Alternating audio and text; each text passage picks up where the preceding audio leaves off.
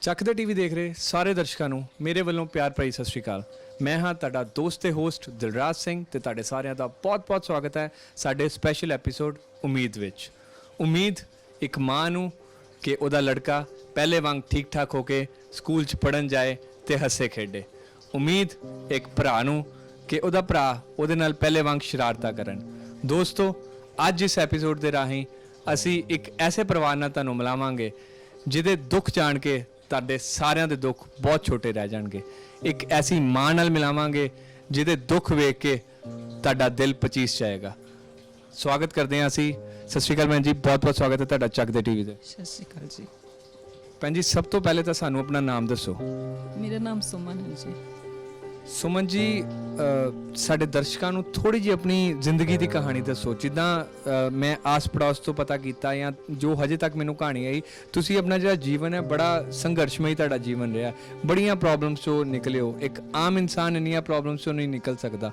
ਸ਼ੁਰੂ ਤੋਂ ਲੈ ਕੇ ਆਖਰ ਤੱਕ ਦੱਸੋ, ਉਸ ਤੋਂ ਬਾਅਦ ਆਪਾਂ ਦਰਸ਼ਕਾਂ ਨੂੰ ਦੱਸਾਂਗੇ ਕਿ ਇਸ ਵੇਲੇ ਆਪਾਂ ਇਹ ਸਟੋਰੀ ਉਹਨਾਂ ਸਾਹਮਣੇ ਕਿਉਂ ਪੇਸ਼ ਕਰ ਰਹੇ ਹਾਂ।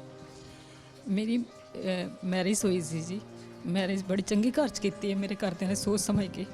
ਉਸ ਤੋਂ ਬਾਅਦ ਉਹਨਾਂ ਨੇ ਮਤਲਬ ਇੰਨਾ ਕੁ ਮੇਰਾ ਘਰ ਵਾਲਾ ਸ਼ਰਾਬ ਸ਼ੂ ਪੀਂਦਾ ਸੀ ਕਿ ਉਹਨੂੰ ਮੈਨੂੰ ਰੋਜ਼ ਨਿਤ ਮਾਰਦਾ ਕੁੱਟਦਾ ਹੁੰਦਾ ਸੀਗਾ। ਮੈਂ ਕਦੋਂ ਤੁਹਾਡੀ ਮੈਰਿਜ ਹੋਈ? ਮੇਰੀ ਮੈਰਿਜ 1991 'ਚ ਹੋਈ ਸੀਗੀ। 1991 'ਚ ਤੁਹਾਡੀ ਮੈਰਿਜ ਹੋਈ। ਕਿੱਥੇ ਦੇ ਰਹਿਣ ਵਾਲੇ ਸੀ ਤੁਹਾਡੇ ਪੇਰੈਂਟਸ? ਹੁਸ਼ਿਆਰਪੁਰ ਵਿੱਚ। ਤੇ ਤੁਹਾਡੇ ਇਨ-ਲॉज? ਜਲੰਧਰ ਦੇ ਸੀ। ਅੱਛਾ, 1991 'ਚ ਵਿਆਹ ਹੋਇਆ। ਫਿਰ ਜੀ? ਉਸ ਤੋਂ ਬਾਅਦ ਬਸ ਉਸਨੇ ਮੈਨੂੰ ਬਹੁਤ ਮਾਰਦਾ ਕੁੱਟਦਾ ਸੀਗਾ ਤੇ ਫਿਰ ਮੇਰੇ ਕੋਲ ਨਹੀਂ ਬਰਦਾਸ਼ਤ ਹੋਇਆ। ਮੈਂ ਆਪਣੇ ਦੋਨੋਂ ਬੱਚੇ ਲੈ ਕੇ ਉੱਥੋਂ ਡਿਵੋਰਸ ਲੈ ਲਿਆ। ਤੇ ਕਦੋਂ ਬੱਚੇ ਹੋਏ ਤੁਹਾਡੇ ਦੋਨੋਂ? ਮੇਰੇ ਬੱਚੇ ਦਾ ਵੱਡੇ ਦਾ ਬਰਥ 1993 ਦਾ ਹੈਗਾ ਜੀ। ਅੱਛਾ, ਤੁਸੀਂ ਫਿਰ ਉਹ ਡਿਵੋਰਸ ਲੈ ਲਿਆ ਤੇ ਉਸ ਤੋਂ ਬਾਅਦ ਉਹਨਾਂ ਨਾਲ ਕਿੱਦਾਂ ਡਿਵੋਰਸ ਹੋਇਆ? ਉਹਨਾਂ ਨੇ ਕਿਹਾ ਨਹੀਂ ਰੁਕੋ, ਜਾਂ ਤੁਹਾਡੇ ਪੇਰੈਂਟਸ ਨੇ ਨਹੀਂ ਕਿਹਾ?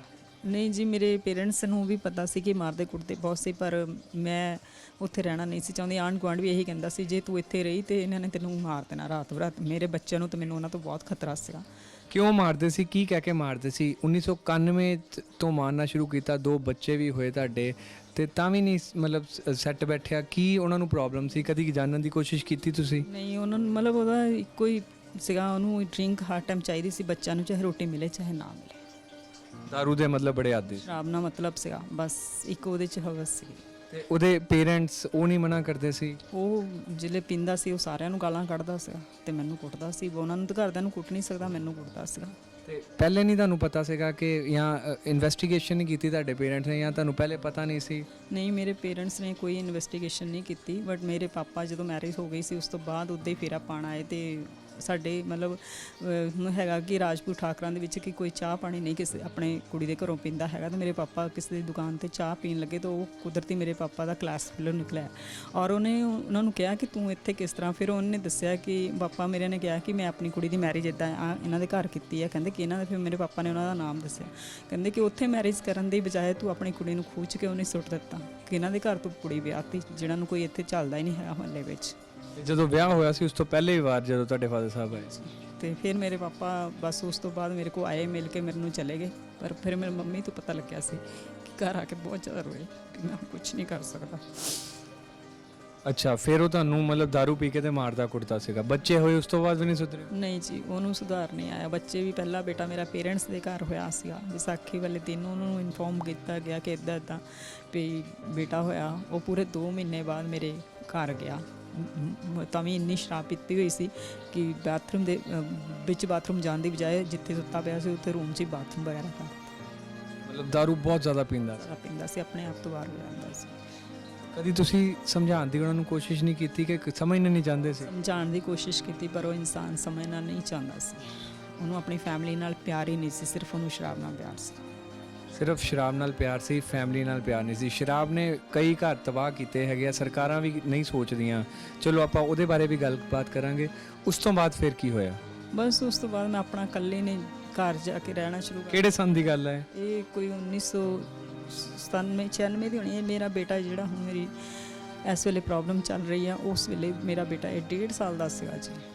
ਤੇ ਬੱਚੇ ਮੈਂ ਉੱਥੇ ਇਹਨਾਂ ਨੇ ਰੱਖ ਲਏ ਪਹਿਲੇ, ਤੇ ਨਹੀਂ ਲਿਆਉਣ ਦਿੱਤੇ। ਫਿਰ ਮੈਂ ਘਰ ਆਪਣੇ ਪੇਰੈਂਟਸ ਕੋਲ ਚਲੇ ਗਈ, ਮੇਰੇ ਪਾਪਾ ਲੈ ਗਏ ਸੀ ਆ ਕੇ ਮੈਨੂੰ, ਬਟ ਬਾਅਦ 'ਚੋਂ ਇਹਨਾਂ ਨੇ ਫਿਰ ਮੈਂ ਬੱਚਿਆਂ ਤੋਂ ਬਿਨਾਂ ਨਹੀਂ ਸੀ ਰਹਿ ਸਕਦੀ, ਮੇਰੇ ਤੋਂ ਢਿੱਡ 'ਚ ਹੌਲ ਪੈਂਦੇ ਸੀ, ਮੇਰੇ ਬੱਚਿਆਂ ਨੂੰ ਪਤਾ ਨਹੀਂ ਰੋਟੀ ਦਿੰਦੇ ਵੀ ਕਿ ਨਹੀਂ ਦਿੰਦੇ। ਫਿਰ ਮੈਂ ਕੇਸ ਕੂਸ ਚੱਲਿਆ ਤੇ ਕਹਿੰਦੇ ਸੀਗੇ ਆਪਣੇ ਬੱਚੇ ਵੀ ਲੈ ਜਾ, ਤੂੰ ਬੇਸ਼ੱਕ ਜਿੱਥੇ ਮਰਜ਼ੀ ਜਾ। ਫਿਰ ਮੈਨੂੰ ਜੱਜ ਨੇ 1-2 ਵਾਰੀ ਸਮਝਾਇਆ ਕਿ ਤੂੰ ਬੇਟੇ ਜਾ, ਆਪਣੇ ਪੇਰੈਂਟਸ ਦੇ ਘਰ ਰਹਿਣ ਦੀ ਬਜਾਏ ਆਪਣੇ ਸਹੁਰਿਆਂ ਦੇ ਘਰ ਹੈ। ਫਿਰ ਮੈਨੂੰ ਮਤਲਬ ਮੈਂ ਜੱਜ ਨੂੰ ਇੱਕੋ ਹੀ ਜਵਾਬ ਦਿੱਤਾ, ਹਰ ਵਾਰੀ ਮੈਨੂੰ ਉਹ ਕਹਿੰਦਾ ਸੀ, ਮੈਂ ਇੱਕੋ ਗਿਆ ਮੈਂ ਸਰ ਮੈਂ ਚਲੇ ਜਾਂਦੀ ਤੁਹਾਡੇ ਕਹਿਣ 'ਤੇ ਅਗਰ ਜੇ ਮੈਨੂੰ ਉਹ ਮਾਰ ਦਿੰਦੇ ਆ ਜਾਂ ਮੈਨੂੰ ਕੁਝ ਕਰ ਦਿੰਦੇ ਆ, ਫਿਰ ਤੁਸੀਂ ਮੇਰੇ ਬੱਚਿਆਂ ਨੂੰ ਮਾਂ ਦੇ ਦਿਓਗੇ, ਮੇਰੇ ਮਾਂ-ਬਾਪ ਨੂੰ ਧੀ ਦੇ ਦਿਓਗੇ, ਫਿਰ ਮੈਂ ਚਲੇ ਜਾਂਦੀ, ਜੇ ਮੈਨੂੰ ਤੁਸੀਂ ਜਿੰਦਾ ਕਰ ਦੋਗੇ, ਅਗਰ ਨਹੀਂ ਤਾਂ ਫਿਰ ਮੈਂ ਨਹੀਂ ਜਾ ਸਕਦੀ। ਫਿਰ ਜੱਜ ਨੇ ਵੀ ਮੈਨੂੰ ਕਿਹਾ ਨਹੀਂ ਬੇਟੇ ਜੇ ਤੈਨੂੰ ਇੰਨੀ ਵਿਸ਼ਵਾਸ ਨਹੀਂ ਹੈਗਾ ਇਹ ਤੇ ਤੂੰ ਨਹੀਂ ਜਾਣਾ। ਨੈਕਸਟ ਡੇਟ 'ਤੇ ਫਿਰ ਮੈਨੂੰ ਬੁਲਾਇਆ, ਫਿਰ ਮੇਰੇ ਮਨ 'ਚ ਆਇਆ, ਮੈਂ ਜੱਜ ਨੂੰ ਕਹਿ ਰਿਕੁਐਸਟ ਕੀਤੀ ਸਰ ਮੈਂ ਇੱਕ ਵਾਰੀ ਜਾਣਾ ਚਾਹੁੰਦੀ। ਫਿਰ ਉਹਨੇ ਹੈਰਾਨ ਹੋ ਕੇ ਪੁੱਛਿਆ ਵੀ ਹੁਣ ਤਾਂ ਪਿਛਲੀ ਵਾਰੀ ਮੈਂ ਤੈਨੂੰ ਜ਼ੋਰ ਲਗਾਇਆ ਸੀ, ਤੂੰ ਕਹਿ ਮੈਂ ਨਹੀਂ ਜਾਣਾ, ਹੁਣ ਤੈਨੂੰ ਕੀ ਪ੍ਰੋਬਲਮ ਹੈ। ਫਿਰ ਮੈਂ ਸਰ ਨੂੰ ਉਹਨਾਂ ਨੂੰ ਜੱਜ ਸਾਹਿਬ ਨੂੰ ਪਰਸਨਲੀ, ਜੱਜ ਸਾਹਿਬ ਮੈਂ ਆਪਣੇ ਬੱਚੇ ਕਿਸ ਤਰ੍ਹਾਂ ਲੈਣੇ ਚਾਹੁੰਦੀ ਹਾਂ, ਇਹਨਾਂ ਨੇ ਨਹੀਂ ਰੱਖਣੇ ਹੈਗੇ, ਮੈਨੂੰ ਪਤਾ ਇਹਨਾਂ ਨੇ ਭਾਂਡੇ ਧੋਣ 'ਤੇ ਲਾ ਦੇਣੇ ਆ ਕਿਤੇ ਨਾ ਕਿਤੇ, ਕਿਉਂਕਿ ਪੜ੍ਹਾਉਣ ਦੀ ਇਹਨਾਂ ਦੇ ਵਿੱਚ ਕਪੈਸਿਟੀ ਨਹੀਂ ਹੈਗੀ। ਤੇ ਫਿਰ ਜੱਜ ਸਾਹਿਬ ਨੇ ਕਿਹਾ ਕੋਈ ਗੱਲ ਨਹੀਂ ਬੇਟੇ ਜੇ ਤੂੰ ਆਪਣੀ ਰਿਸਪੌਂਸਿਬਿਲਟੀ 'ਤੇ ਚਾਹੁੰਦੀ ਆ ਤਾਂ ਤੂੰ ਚੱਲ ਜਾ, ਕੋਈ ਗੱਲ ਨਹੀਂ। ਉਹਨਾਂ ਨੇ ਮੈਨੂੰ ਉਹਨਾਂ ਦੇ ਨਾਲ ਤੋਰ ਦਿੱਤਾ। ਫਿਰ ਉਸ ਤੋਂ ਬਾਅਦ ਮੈਂ 10-15 ਦਿਨ ਉੱਥੇ ਮਤਲਬ ਰਹੀ ਹਾਂ। ਇਹਨਾਂ ਨੇ ਮੈਨੂੰ ਕੋਈ, ਮੇਰੇ ਇਨ-ਲॉज ਨੇ ਰਿਸਪੌਂਸ ਨਹੀਂ ਦਿੱਤਾ, ਕੋਈ ਮੈਨੂੰ ਇਹ ਨਹੀਂ ਕਿਹਾ ਹੈਗਾ ਕਿ ਤੂੰ ਇੱਥੇ ਰਹਿ ਜਾਂ ਕਿੱਦਾਂ। ਰੋਟੀ ਬਣਾਉਂਦੀ ਸੀ, ਸਾਰੇ ਖਾ ਲੈਂਦੇ ਸੀ, ਖਾ ਕੇ ਆਪਣਾ ਸੋ ਜਾਂਦੇ, ਮੈਨੂੰ ਕਦੀ ਨਹੀਂ ਕਿਸੇ ਨੇ ਕਹਿਣਾ ਕਿ ਤੂੰ ਰੋਟੀ ਖਾ ਵੀ, ਜਾਂ ਕੋਈ ਚੀਜ਼ ਲਿਆਂਦੀ ਆ ਵੀ ਤੂੰ ਵੀ ਲੈ ਲੈ ਜਾਂ ਬੱਚਿਆਂ ਨੂੰ ਦੇਣਾ। ਅਗਰ ਕੋਈ ਚੀਜ਼ ਲਿਆਂਦੇ ਸੀ ਮੇਰੇ ਸੱਸ ਸਹੁਰਾ ਵੀ ਸਾਰੇ ਰਲ ਮਿਲ ਕੇ ਇੱਕ ਪਾਸੇ ਖਾ ਲੈਂਦੇ ਸੀ, ਮੇਰੇ ਬੱਚਿਆਂ ਨੂੰ ਕੁਝ ਨਹੀਂ ਸੀ ਦਿੰਦੇ ਹੁੰਦੇ। ਤੇ ਮੈਂ ਬੱਚੇ ਬਲੀ ਆਪਣਾ ਉੱਥੇ ਵੀ ਮੈਂ ਮਿਹਨਤ ਕਰਦੀ ਸੀ, ਸਵੈਟਰਾਂ ਕੋਟੀਆਂ ਬਣਾਉਂਦੀ ਸੀ, ਮਤਲਬ ਉਹਨਾਂ ਦਾ ਬੁੱਕ ਬਾਈਂਡਿੰਗ ਦਾ ਕੰਮ ਸੀਗਾ, ਮੈਂ ਉਹ ਵੀ ਕਰਦੀ ਸੀ ਨਾਲ, ਤਾਂ ਵੀ ਮਹੀਨੇ ਦਾ ਕਿੰਨੇ ਮੈਂ ਆਪਣੇ ਨਿਆਣਿਆਂ ਨੂੰ ਪੜ੍ਹਾਉਣ ਲਈ ਖਰਚਾ ਜਮ੍ਹਾਂ ਕਰ ਲੈਂਦੀ ਸੀਗੀ। ਫਿਰ ਮੇਰੇ ਮਤਲਬ ਘਰਦਿਆਂ ਨੇ, ਫਿਰ ਮੈਂ ਇੱਕਦਮ ਆਪਣੀ ਮਦਰ ਇਨ ਲਾ ਨੂੰ ਕਿਹਾ ਮੈਂ ਮੰਮੀ ਜੀ ਮੈਂ ਆਪਣੇ ਮਤਲਬ ਪੇਰੈਂਟਸ ਕੋਲ ਜਾਣਾ ਚਾਹੁੰਦੀ। ਉਹਨੇ ਕੋਈ ਰਿਸਪੌਂਸ ਨਹੀਂ ਦਿੱਤਾ, ਕਹਿੰਦੀ ਜਿੱਥੇ ਮਰਜ਼ੀ ਜਾਓ, ਮੈਨੂੰ ਤੇਰੇ ਨਾਲ ਕੋਈ ਲੈਣਾ ਦੇਣਾ ਨਹੀਂ। ਮੈਂ ਦੋਨੋਂ ਬੱਚੇ ਤਿਆਰ ਕੀਤੇ, ਮੈਂ ਉੱਥੋਂ ਰਿਕਸ਼ਾ ਕੀਤਾ, ਮੈਂ ਬੱਸ ਸਟੈਂਡ ਆ ਗਈ, ਬੱਸ ਸਟੈਂਡ ਤੋਂ ਮੈਂ ਬੱਸ ਲਈ ਹੁਸ਼ਿਆਰਪੁਰ ਦੇ ਆ ਗਏ। ਮੁੜ ਕੇ ਉਹਨਾਂ ਨੇ ਇੱਕ ਵਾਰੀ ਨਹੀਂ ਮੈਨੂੰ ਪੁੱਛਿਆ ਵੀ ਤੂੰ ਆਈ ਨਹੀਂ ਜਾਂ ਮੁੜ ਕੇ ਕਿੱਦਾਂ, ਨਾ ਕੋਈ ਮੈਨੂੰ ਫੋਨ ਕੀਤਾ, ਨਾ ਤੁਹਾਡੇ ਘਰ ਵਾਲਿਆਂ ਨੇ? ਨਹੀਂ ਮੈਨੂੰ ਘਰ ਵਾਲਿਆਂ ਨੇ ਕੋਈ ਫੋਨ ਨਹੀਂ ਕੀਤਾ। ਤੇ ਉਸ ਤੋਂ ਬਾਅਦ ਫਿਰ ਮੇਰੀ ਇੱਥੇ ਤੱਕ ਕਿ ਸਿਸਟਰ ਹੋਣੀ ਵੀ ਇਹੀ ਚਾਹੁੰਦੇ ਸੀਗੇ ਕਿ ਚਲੋ ਜੀ ਇਹਦੀ ਰੀ ਮੈਰਿਜ ਨੈਕਸਟ ਮੈਰਿਜ ਕਰ ਦਿੰਦੇ ਆ, ਵੀ ਬੱਚੇ ਤੂੰ ਉੱਥੇ ਹੀ ਛੱਡ ਦੇ, ਤੂੰ ਬੱਚੇ ਕਿਉਂ ਲੈ ਕੇ ਆਈ ਹੈ। ਅਤੇ ਮੈਂ ਉਹਨੂੰ ਕਿਹਾ ਵੀ ਮੈਂ ਆਪਣੇ ਬੱਚੇ ਆਪਣੇ ਸਿਰ 'ਤੇ ਪਾਲੂੰਗੀ, ਮੈਂ ਕਿਸੇ ਕੋਲੋਂ ਕੁਛ ਨਹੀਂ ਮੰਗਦੀ। ਉਹ ਕਹਿੰਦੀ ਕਿ ਨਹੀਂ ਅਸੀਂ ਤੈਨੂੰ ਬੱਚਿਆਂ ਦੇ ਨਾਲ ਇੱਥੇ ਨਹੀਂ ਰੱਖਣਾ, ਤੂੰ ਆਪਣੇ ਦੇ ਸਹੁਰਿਆਂ ਦੇ ਜਾ। ਮੈਂ ਕਿਹਾ ਮੈਂ ਤੇਰੇ ਘਰ ਨਹੀਂ ਆਵਾਂਗੀ ਕਦੀ, ਮੈਂ ਆਪਣੀ ਮਾਂ ਦੇ ਘਰ ਆਈ ਹਾਂ, ਇਸ ਕਰਕੇ ਮੈਨੂੰ ਮਾਂ ਦੇ ਘਰ ਆਉਣਾ। ਇਹ ਤੁਹਾਡੀ ਭੈਣ ਨੇ ਵਰਡਿੰਗ ਇਹ ਯੂਜ਼ ਕੀਤੀ? ਉਸ ਟਾਈਮ 'ਤੇ ਉਹਨੇ ਇਹ ਯੂਜ਼ ਕੀਤੀ ਸੀ, ਉਹ ਸਿਰਫ ਇਹ ਚਾਹੁੰਦੀ ਸੀ ਕਿ ਇਹ ਆਪਣੀ ਜ਼ਿੰਦਗੀ ਨੂੰ ਬਣਾਵੇ, ਗਵਾਵੇ ਨਹੀਂ, ਉਹ ਇਸ ਕਰਕੇ ਕਹਿ ਰਹੀ ਸੀ, ਅਦਰਵਾਈਜ਼ ਇੱਦਾਂ ਨਹੀਂ ਸੀ। ਪਰ ਮੇਰੀ ਮਦਰ ਨੇ ਵੀ ਇਹ ਉਹਨਾਂ ਨੂੰ ਕਿਹਾ ਕਿ ਮੈਂ ਆਪਣੇ ਘਰ ਰੱਖ ਸਕਦੀ ਹਾਂ ਇਹਨੂੰ, ਇਹ ਕਿਸੇ ਦੇ ਘਰ ਨਹੀਂ ਜਾਏਗੀ, ਅਗਰ ਤੁਸੀਂ ਰੋਟੀ ਲੋਕ ਨਹੀਂ ਦੇ ਸਕਦੇ ਮੈਂ ਦੇਵਾਂਗੀ ਇਹਨੂੰ ਰੋਟੀ। ਪਰ ਫਿਰ ਵੀ ਮੈਂ ਆਪਣੀ ਮਦਰ ਦੇ ਉੱਤੇ ਬੋਝ ਨਹੀਂ ਬਣੀ, ਮੈਂ ਆਪਣਾ ਮਤਲਬ ਥੋੜ੍ਹੇ ਦਿਨ ਬੱਚਿਆਂ ਦਾ ਦੇਖਿਆ। ਫਿਰ ਮੈਂ ਇਕੱਲੀ ਆ ਕੇ ਜਲੰਧਰ ਦੇ ਵਿੱਚ ਜੌਬ ਲੱਭੀ, ਵੀ ਜਿਹੜੇ ਅਸੀਂ ਰਾਜਪੂਤ ਠਾਕਰ ਸਾਡੇ ਕੁੜੀਆਂ ਦਾ ਛੇਤੀ ਕਿਤੇ ਵਿਆਹ ਵੀ ਨਹੀਂ ਦੁਬਾਰਾ ਕਰਦੇ, ਉਹ ਨਾ ਹੀ ਮੈਂ ਕਰਾਉਣਾ ਚਾਹੁੰਦੀ ਸੀ, ਕਿਉਂਕਿ ਮੇਰੇ ਇੱਕ ਨੇ ਹੀ ਹੱਥ ਲਵਾਤੇ ਸੀ ਕੰਨਾਂ ਨੂੰ। ਤੇ ਉਸ ਮਤਲਬ ਤੁਹਾਡਾ ਵਿਆਹ ਇੰਨਾ ਨਾਟ ਸਕਸੈਸਫੁਲ ਰਿਹਾ ਕਿ ਇੱਕੋ ਨੇ ਤੌਬਾ ਕਰਵਾ ਦਿੱਤੀ? ਹਾਂਜੀ। ਉਸ ਤੋਂ ਬਾਅਦ ਮੈਂ ਫਿਰ ਆਪਣਾ ਇਹ ਮਤਲਬ ਇੱਥੇ ਜਲੰਧਰ ਜੌਬ ਪਤਾ ਕਰਨ ਆਈ, ਅਤੇ ਮੈਂ ਢੰਨ ਮੱਲੇ ਕੁਮਾਰ ਹਸਪੀਟਲ ਆ, ਡਾਕਟਰ ਮਿਸਿਸ ਕੁਮਾਰ, ਉਹਨਾਂ ਕੋਲ ਗਈ। ਮੈਂ ਕਿਹਾ ਇੱਦਾਂ ਮੈਨੂੰ ਜੌਬ ਚਾਹੀਦੀ। ਉਹਨਾਂ ਨੇ ਅਖਬਾਰ 'ਚ ਕਢਵਾਇਆ ਸੀ, ਮੈਂ ਕੁਛ ਨਹੀਂ ਸੀ ਕੀਤਾ ਹੋਇਆ, ਕੋਈ ਮੈਡੀਕਲ ਲਾਈਨ ਦਾ ਮੈਨੂੰ ਕੁਛ ਨਹੀਂ ਆਉਂਦਾ ਸੀਗਾ। ਅਤੇ ਉਹਨਾਂ ਨੇ ਕਿਹਾ ਕਿ ਮੈਂ ਤਾਂ ਮਤਲਬ ਕੁਆਲੀਫਾਈਡ ਲੜਕੀ ਰੱਖਣਾ ਚਾਹੁੰਦੀ ਹਾਂ, ਤੈਨੂੰ ਤਾਂ ਕੁਛ ਆਉਂਦਾ ਹੀ ਨਹੀਂ, ਸਿਰਫ ਤੂੰ ਪੜ੍ਹੀ ਆ ਅਤੇ ਹੋਰ ਤੇਰੇ ਕੋਲ ਕੁਛ ਨਹੀਂ ਹੈਗਾ। ਅਤੇ ਮੈਂ ਕਿਹਾ ਹਾਂਜੀ ਮੈਡਮ ਹੈ ਤਾਂ ਇੱਦਾਂ ਹੀ। ਕਹਿੰਦੇ ਨਹੀਂ ਸੌਰੀ ਵੀ ਮੈਂ ਨਹੀਂ ਤੈਨੂੰ ਰੱਖ ਸਕਦੀ। ਫਿਰ ਉੱਥੇ ਇੱਕ ਬਜ਼ੁਰਗ ਲੇਡੀ ਸੀ, ਉਹਨੇ ਮੈਡਮ ਦੇ ਮਿਲਣ ਤੋਂ ਪਹਿਲਾਂ ਮੇਰੇ ਨਾਲ ਗੱਲ ਕੀਤੀ ਸੀਗੀ, ਅਤੇ ਮੈਂ ਉਹਨੂੰ ਸਾਰਾ ਦੱਸਿਆ ਵੀ ਆਂਟੀ ਜੀ ਮੈਂ ਇੱਦਾਂ ਮਤਲਬ ਮੈਂ ਆਹ ਪ੍ਰੋਬਲਮ 'ਚ ਗੁਜ਼ਰਦੀ ਪਈ ਹਾਂ। ਅਤੇ ਉਸ ਟਾਈਮ ਉਹਨੇ ਮੈਡਮ ਨੂੰ ਕਿਹਾ ਕਿ ਮੈਮ ਹੋ ਨਾ ਹੋਵੇ ਕਿ ਇੰਨੀ ਪ੍ਰੋਬਲਮਸ ਦੇ ਵਿੱਚ ਕੁੜੀ ਜਾਂਦੀ ਪਈ ਆ ਕਿ ਕਿਤੇ ਸੁਸਾਈਡ ਨਾ ਕਰ ਲਵੇ, ਪਲੀਜ਼ ਇਹਨੂੰ ਮੇਰੇ ਕਹਿਣ 'ਤੇ ਰੱਖ ਲਓ, ਇਹਨੂੰ ਮੈਂ ਕੰਮ ਸਿਖਾਵਾਂਗੀ। ਫਿਰ ਆਂਟੀ ਨੇ ਰਿਸਪੌਂਸਿਬਿਲਟੀ ਲਈ ਔਰ ਮੈਨੂੰ ਮੈਡਮ ਨੇ ਰੱਖ ਲਿਆ। ਫਿਰ ਮੈਂ ਉੱਥੇ ਰਹੀ, ਬੱਚੇ ਥੋੜ੍ਹਾ ਚਿਰ ਮੇਰੀ ਮੰਮੀ ਪਾਪਾ ਕੋਲ ਰਹੇ, ਅਤੇ ਉਸ ਤੋਂ ਬਾਅਦ ਮੈਂ ਮਤਲਬ ਸਾਲ ਕਿੱਦਾਂ ਰਹੀ ਹਾਂ ਕਿ ਉੱਥੇ ਨਾਈਟ 'ਤੇ ਮੈਂ ਡਿਊਟੀ ਕਰਦੀ ਸੀ, ਦਿਨੇ ਮੈਂ ਆਪਣਾ ਥੋੜ੍ਹਾ ਜਿਹਾ ਮਿਡਵਾਈਫ ਦਾ ਡਿਪਲੋਮਾ ਕਰਨ ਚਾਹੁੰਦੀ ਸੀ, ਕਲਾਸਾਂ ਲਾਉਣ ਵਾਸਤੇ ਕਿਸ਼ਨਪੁਰੇ। ਤੇ ਬੱਚੇ ਮੇਰੇ ਪੇਰੈਂਟਸ ਕੋਲ ਥੋੜ੍ਹਾ ਚਿਰ ਰਹੇ ਸੀ ਉਦੋਂ। ਉਹਨਾਂ ਨੇ ਵੀ ਮਤਲਬ ਥੋੜ੍ਹਾ 1.5 ਸਾਲ ਇੱਦਾਂ ਹੀ ਮੇਰਾ ਚੱਲਦਾ ਰਿਹਾ, ਕਦੀ ਲੈ ਆਉਂਦੀ ਸੀ ਕਦੀ ਚਲੇ ਜਾਂਦੀ ਸੀ ਵਿੱਚ, ਅਤੇ ਇੱਦਾਂ ਹੀ ਮੈਂ ਕਲਾਸਾਂ ਲਾਉਂਦੀ ਰਹੀ। 1.5 ਸਾਲ ਮੈਂ ਨਾਈਟ ਡਿਊਟੀ ਉੱਤੇ ਕੀਤੀ ਹੈਗੀ, ਅਤੇ ਕੁਛ ਮੈਨੂੰ ਖਰਚਾ ਪਾਣੀ ਮੈਡਮ ਦੇ ਦਿੰਦੇ ਸੀ। ਉਹਨਾਂ ਨੇ ਮੈਨੂੰ ਡਿਪਲੋਮਾ ਕਰਵਾ ਦਿੱਤਾ ਨਰਸਿੰਗ ਦਾ। ਉਸ ਤੋਂ ਬਾਅਦ ਫਿਰ ਮੈਂ ਆਪਣੇ ਬੱਚਿਆਂ ਨੂੰ ਲੈ ਕੇ ਸੈਪਰੇਟ ਇੱਥੇ ਕਮਰਾ ਰੈਂਟ ਤੇ ਲੈ ਕੇ ਜਲੰਧਰ 'ਚ ਹੀ ਇੱਥੇ ਮੋਦੀਆਂ ਮਹੱਲੇ ਮੈਂ ਰਹਿਣ ਲੱਗ ਗਈ। ਉਸ ਤੋਂ ਬਾਅਦ ਮੈਂ ਬਸ ਇੱਦਾਂ ਹੀ ਲਾਜਵੰਤੀ ਹਸਪੀਟਲ ਟਰਾਈ ਕੀਤਾ, ਉੱਥੇ ਤਨਖਾਹ ਘੱਟ ਮਿਲਦੀ। ਲਾਜਵੰਤੀ ਹਸਪੀਟਲ ਮੈਂ 1400 ਰੁਪਏ ਤਨਖਾਹ 'ਤੇ ਲੱਗੀ ਸੀ। ਸਨ 1900 ਕੋਈ 97 ਮੇ ਵੀ 98 ਤੱਕ ਹੋਣਾ ਕੋਈ। ਇੰਡੀਪੈਂਡੈਂਟ ਤੁਸੀਂ ਆਪਣੇ ਪੇਰੈਂਟਸ ਦਾ ਘਰ ਵੀ ਉਦੋਂ ਛੱਡਤਾ ਸੀਗਾ ਜਦੋਂ ਤੁਸੀਂ ਡਿਪਲੋਮਾ ਕਰ ਲਿਆ, ਬੱਚਿਆਂ ਨੂੰ ਲੈ ਕੇ ਜਲੰਧਰ ਆ ਗਏ। ਇੱਥੇ ਕਿੱਦਾਂ ਰਹਿੰਦੇ ਸੀ, ਕਿਹਦੇ ਕੋਲ ਰਹਿੰਦੇ ਸੀ? ਇੱਥੇ ਬੱਚੇ ਮੈਂ ਇੱਦਾਂ ਹੀ ਬਸ ਗਲੀ ਮੱਲੀ ਦੇ ਆਸਰੇ ਛੱਡ ਦਿੰਦੀ ਸੀਗੀ, ਆਪ ਸਾਈਕਲ ਤੇ ਚਲੇ ਜਾਂਦੀ ਸੀ। ਲਾਜਵੰਤੀ ਹਸਪੀਟਲ ਮੈਂ ਆਪ ਕਿਰਾਏ ਕਰੂਏ ਤੇ ਲਿਆ ਸੀ? ਹਾਂਜੀ, ਕਿਰਾਏ ਤੇ ਘਰ ਲਿਆ ਸੀਗਾ। ਇੱਥੇ ਨਾਲ ਹੀ ਥੋੜੀ ਦੂਰ ਤੇ 400-450 ਰੁਪਏ ਕਿਰਾਇਆ ਸੀ। ਮੇਰੇ ਕੋਲ ਕੁਝ ਨਹੀਂ ਸੀਗਾ, ਸਿਰਫ ਬੋਰੀਆਂ ਜੀਆਂ ਵਿਛਾ ਕੇ ਅਸੀਂ ਸੋ ਜਾਂਦੇ ਸੀ। ਸਟੋਵ ਸੀਗਾ, 1-2 ਬਰਤਨ ਆਪਣੀ ਜਿੰਨਾ ਕਿ ਮੇਰੇ ਤੋਂ ਖਰੀਦੇ ਗਏ। ਸਾਈਕਲ ਵੀ 500 ਦਾ ਮੈਂ ਪੁਰਾਣੀ ਲਿੱਤੀ ਸੀਗੀ। ਤੇ ਉਸ ਤੋਂ ਬਾਅਦ ਮੈਂ ਲਾਜਵੰਤੀ ਹਸਪੀਟਲ ਡੇਲੀ ਜਾਣਾ ਆਣਾ। ਤੇ ਇੱਕ ਦਿਨ ਇੱਦਾਂ ਹੀ ਬਸ ਮੈਂ ਉੱਥੇ ਡਿਊਟੀ ਤੇ ਸੀਗੀ, ਮੇਰਾ ਮੁੰਡਾ ਗਟਰ ਦੇ ਵਿੱਚ ਵੱਡਾ ਡਿੱਗ ਗਿਆ ਸੀਗਾ। ਤੇ ਮੈਨੂੰ ਮਹੱਲੇ ਵਾਲੇ ਨੇ ਫੋਨ ਕੀਤਾ ਵੀ ਇੱਦਾਂ ਤੇਰੇ ਮੁੰਡੇ ਨੂੰ ਬੁਖਾਰ ਬਹੁਤ ਚੜਿਆ ਹੋਇਆ ਤੇ ਤੂੰ ਜਰਾ ਟਾਈਮ ਤੋਂ ਪਹਿਲਾਂ ਘਰ ਆ ਜੀ। ਮੈਨੂੰ ਦੱਸਿਆ ਨਹੀਂ ਵੀ ਕੀ ਪ੍ਰੋਬਲਮ ਹੈ। ਜਦੋਂ ਮੈਂ ਘਰ ਆਈ ਤੇ ਮੇਰਾ ਬੇਟਾ ਇੱਦਾਂ ਹੀ ਬੈੱਡ ਤੇ ਪਿਆ ਹੋਇਆ ਸੀ ਤੇ ਉਹਦੇ ਮੱਥੇ ਦੇ ਟਾਂਕੇ ਲੱਗੇ ਹੋਏ ਸੀ। ਮੈਂ ਦੇਖ ਕੇ ਬੜੀ ਹੈਰਾਨ ਹੋਈ, ਮੈਂ ਕਿਹਾ ਇਹ ਕੀ ਹੋਇਆ? ਤੇ ਮੈਨੂੰ ਇੱਥੇ ਆਂਟੀ ਸੀ, ਕਹਿੰਦੇ ਕੁਝ ਨਹੀਂ ਹੋਇਆ, ਘਬਰਾ ਨਾ। ਇੱਦਾਂ ਖੇਲਦਾ ਸੀ, ਗਿਰ ਗਿਆ ਸੀ, ਅਸੀਂ ਕੋਈ ਨਹੀਂ ਚੈੱਕ ਕਰਵਾ ਲਿਆ, ਡਾਕਟਰ ਕਹਿੰਦਾ ਠੀਕ ਠਾਕ ਹੈ, ਕੋਈ ਇੱਦਾਂ ਦੀ ਪ੍ਰੋਬਲਮ ਨਹੀਂ ਹੈ। ਬਸ ਉਸ ਤੋਂ ਬਾਅਦ ਹੀ ਮਤਲਬ ਹੌਲੀ ਹੌਲੀ ਕਰਦਿਆਂ ਮੇਰੀ ਲਾਈਫ ਇੱਦਾਂ ਲੰਘਦੀ ਗਈ, ਕਿਰਾਏ ਤੇ ਰਹਿੰਦੀ ਰਹੀ। ਬਸ ਬੱਚੇ ਪੜ੍ਹ ਕੇ ਹੁਣ ਪੜ੍ਹ ਚੁੱਕੇ ਨੇ ਤੇ ਹੁਣ ਆ ਇੱਕ ਨਵੀਂ ਪ੍ਰੋਬਲਮ ਆ ਗਈ ਮੇਰੇ 'ਚ ਕਿ ਮੁੰਡਾ ਮੇਰਾ ਇੱਕ ਦਿਨ ਉੱਦਾਂ ਹੀ ਕਹਿੰਦਾ ਮੰਮੀ ਮੈਨੂੰ ਪੇਟ 'ਚ ਦਰਦ ਹੁੰਦੀ ਪਈ ਹੈ। ਪਹਿਲੇ ਉਸ ਤੋਂ ਪਹਿਲੇ ਵੀ ਆਪਾਂ ਦਰਸ਼ਕਾਂ ਨੂੰ ਤੁਹਾਡੀ ਪ੍ਰੋਬਲਮ ਬਾਰੇ ਵੀ ਦੱਸਾਂਗੇ, ਜਿਹੜੀ ਇਸ ਵੇਲੇ ਪ੍ਰੋਬਲਮ 'ਚੋਂ ਗੁਜ਼ਰ ਰਹੇ ਹੋ ਤੁਸੀਂ। ਤਕਰੀਬਨ 1996 ਤੁਹਾਡਾ ਡਿਵੋਰਸ ਹੋਇਆ, 2015 ਚਲਦੀ ਪਈ ਹੈਗੀ ਹੈ, 20 ਸਾਲ ਦੇ ਲਾਗੇ ਛਾਗੇ ਹੋ ਚੁੱਕੇ ਆ, ਬੱਚੇ ਤੁਹਾਡੇ ਜਵਾਨ ਹੋ ਚੁੱਕੇ ਆ, ਦੋਨੋਂ ਬੱਚੇ। 20 ਸਾਲ ਮਤਲਬ ਜੇ ਦੇਖਿਆ ਜਾਵੇ ਤੇ ਇੱਕ ਪਾਸੇ ਤੁਹਾਡਾ ਸਹੁਰਾ ਪਰਿਵਾਰ ਸੀ, ਤੁਹਾਡੇ ਸੱਸ ਸਹੁਰੇ ਸੀ, ਅੱਗੇ ਉਹਨਾਂ ਦੇ ਹੀ ਉਹ ਖੂਨ ਸੀ ਜਿਹੜੇ ਬੱਚੇ ਸੀਗੇ ਤੁਹਾਡਾ ਘਰ ਵਾਲਾ ਸੀਗਾ। ਇੱਕ ਪਾਸੇ ਜਿਨ੍ਹਾਂ ਨੂੰ ਤੁਸੀਂ ਜਾਣਦੇ ਨਹੀਂ, ਗਲੀ ਮਹੱਲੇ ਵਾਲਿਆਂ ਨੇ ਜ਼ਿਆਦਾ ਸਪੋਰਟ ਕੀਤੀ, ਬਹੁਤ ਜ਼ਿਆਦਾ ਸਪੋਰਟ ਕੀਤੀ। ਮੈਂ ਜਿੱਥੇ ਵੀ ਰੈਂਟ ਤੇ ਰਹਿੰਦੀ ਰਹੀ ਹਾਂ, ਮੈਨੂੰ ਗਲੀ ਮਹੱਲੇ ਵਾਲਿਆਂ ਨੇ ਬਹੁਤ ਜ਼ਿਆਦਾ ਸਪੋਰਟ ਕੀਤੀ ਔਰ ਆਪਣੇ ਬੱਚੇ ਸਮਝ ਕੇ ਹੀ ਮੇਰੇ ਬੱਚੇ ਪਾਲੇ ਆ। ਉਹਨਾਂ ਨੇ ਮੇਰੇ ਆਪਣੇ ਨਾਲੋਂ ਵੱਧ ਕੇ ਉਹਨਾਂ ਨੇ ਮੈਨੂੰ ਸਪੋਰਟ ਕੀਤੀ ਹੈ, ਤਾਂ ਹੀ ਇੱਥੇ ਤੱਕ ਪਹੁੰਚੀ ਹਾਂ।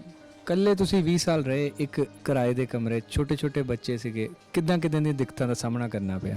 ਬਹੁਤ ਮੁਸ਼ਕਿਲਾਂ ਦਾ ਸਾਹਮਣਾ ਕਰਨਾ ਪਿਆ, ਲੋਕਾਂ ਦੀਆਂ ਨਜ਼ਰਾਂ ਤੋਂ, ਕੀ ਹਾਲਾਤਾਂ ਤੋਂ। ਤੁਹਾਨੂੰ ਪਤਾ ਹੀ, ਕਹਿੰਦੇ ਤਾਂ ਹੁੰਦੇ ਰੰਡੀਆਂ ਰਹਿੰਦੀਆਂ ਮਸਟੰਡੇ ਨਹੀਂ ਰਹਿਣ ਦਿੰਦੇ। ਲੋਕਾਂ ਨੇ ਬਹੁਤ ਹਰਕਤਾਂ ਕਰਨੀਆਂ ਸ਼ੁਰੂ ਕੀਤੀਆਂ, ਪਰ ਮੈਂ ਨਹੀਂ, ਮੈਂ ਆਪਣਾ ਨਿਸ਼ਚੇ ਕੀਤਾ ਸੀ ਕਿ ਨਿਤਨੇਮ ਬੱਚਿਆਂ ਨੂੰ ਪੜ੍ਹਾਉਣਾ ਲਿਖਾਉਣਾ, ਸਕੂਲ ਤੋਰਨਾ, ਨਹਾ ਧਵਾ ਕੇ ਆ ਕੇ ਆਪਣੇ ਬੱਚਿਆਂ ਦੇ ਨਾਲ ਹੀ ਟਾਈਮ ਪਾਸ ਕਰਦੀ ਸੀ।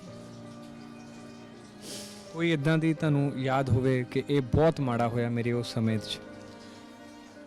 ਮਾੜਾ ਅੱਜ ਤੱਕ ਹੋਇਆ ਹੀ ਚੰਗਾ ਕੁਛ ਨਹੀਂ ਜਿਹੜਾ ਮੈਂ ਹੁਣ ਵੀ ਕਹਾਂ ਕਿ ਮੇਰੇ ਨਾਲ ਚੰਗਾ ਹੋਇਆ। ਹੁਣ ਵੀ ਕੋਈ ਚੰਗੀ ਮੇਰੀ ਲਾਈਫ ਨਹੀਂ ਹੈਗੀ।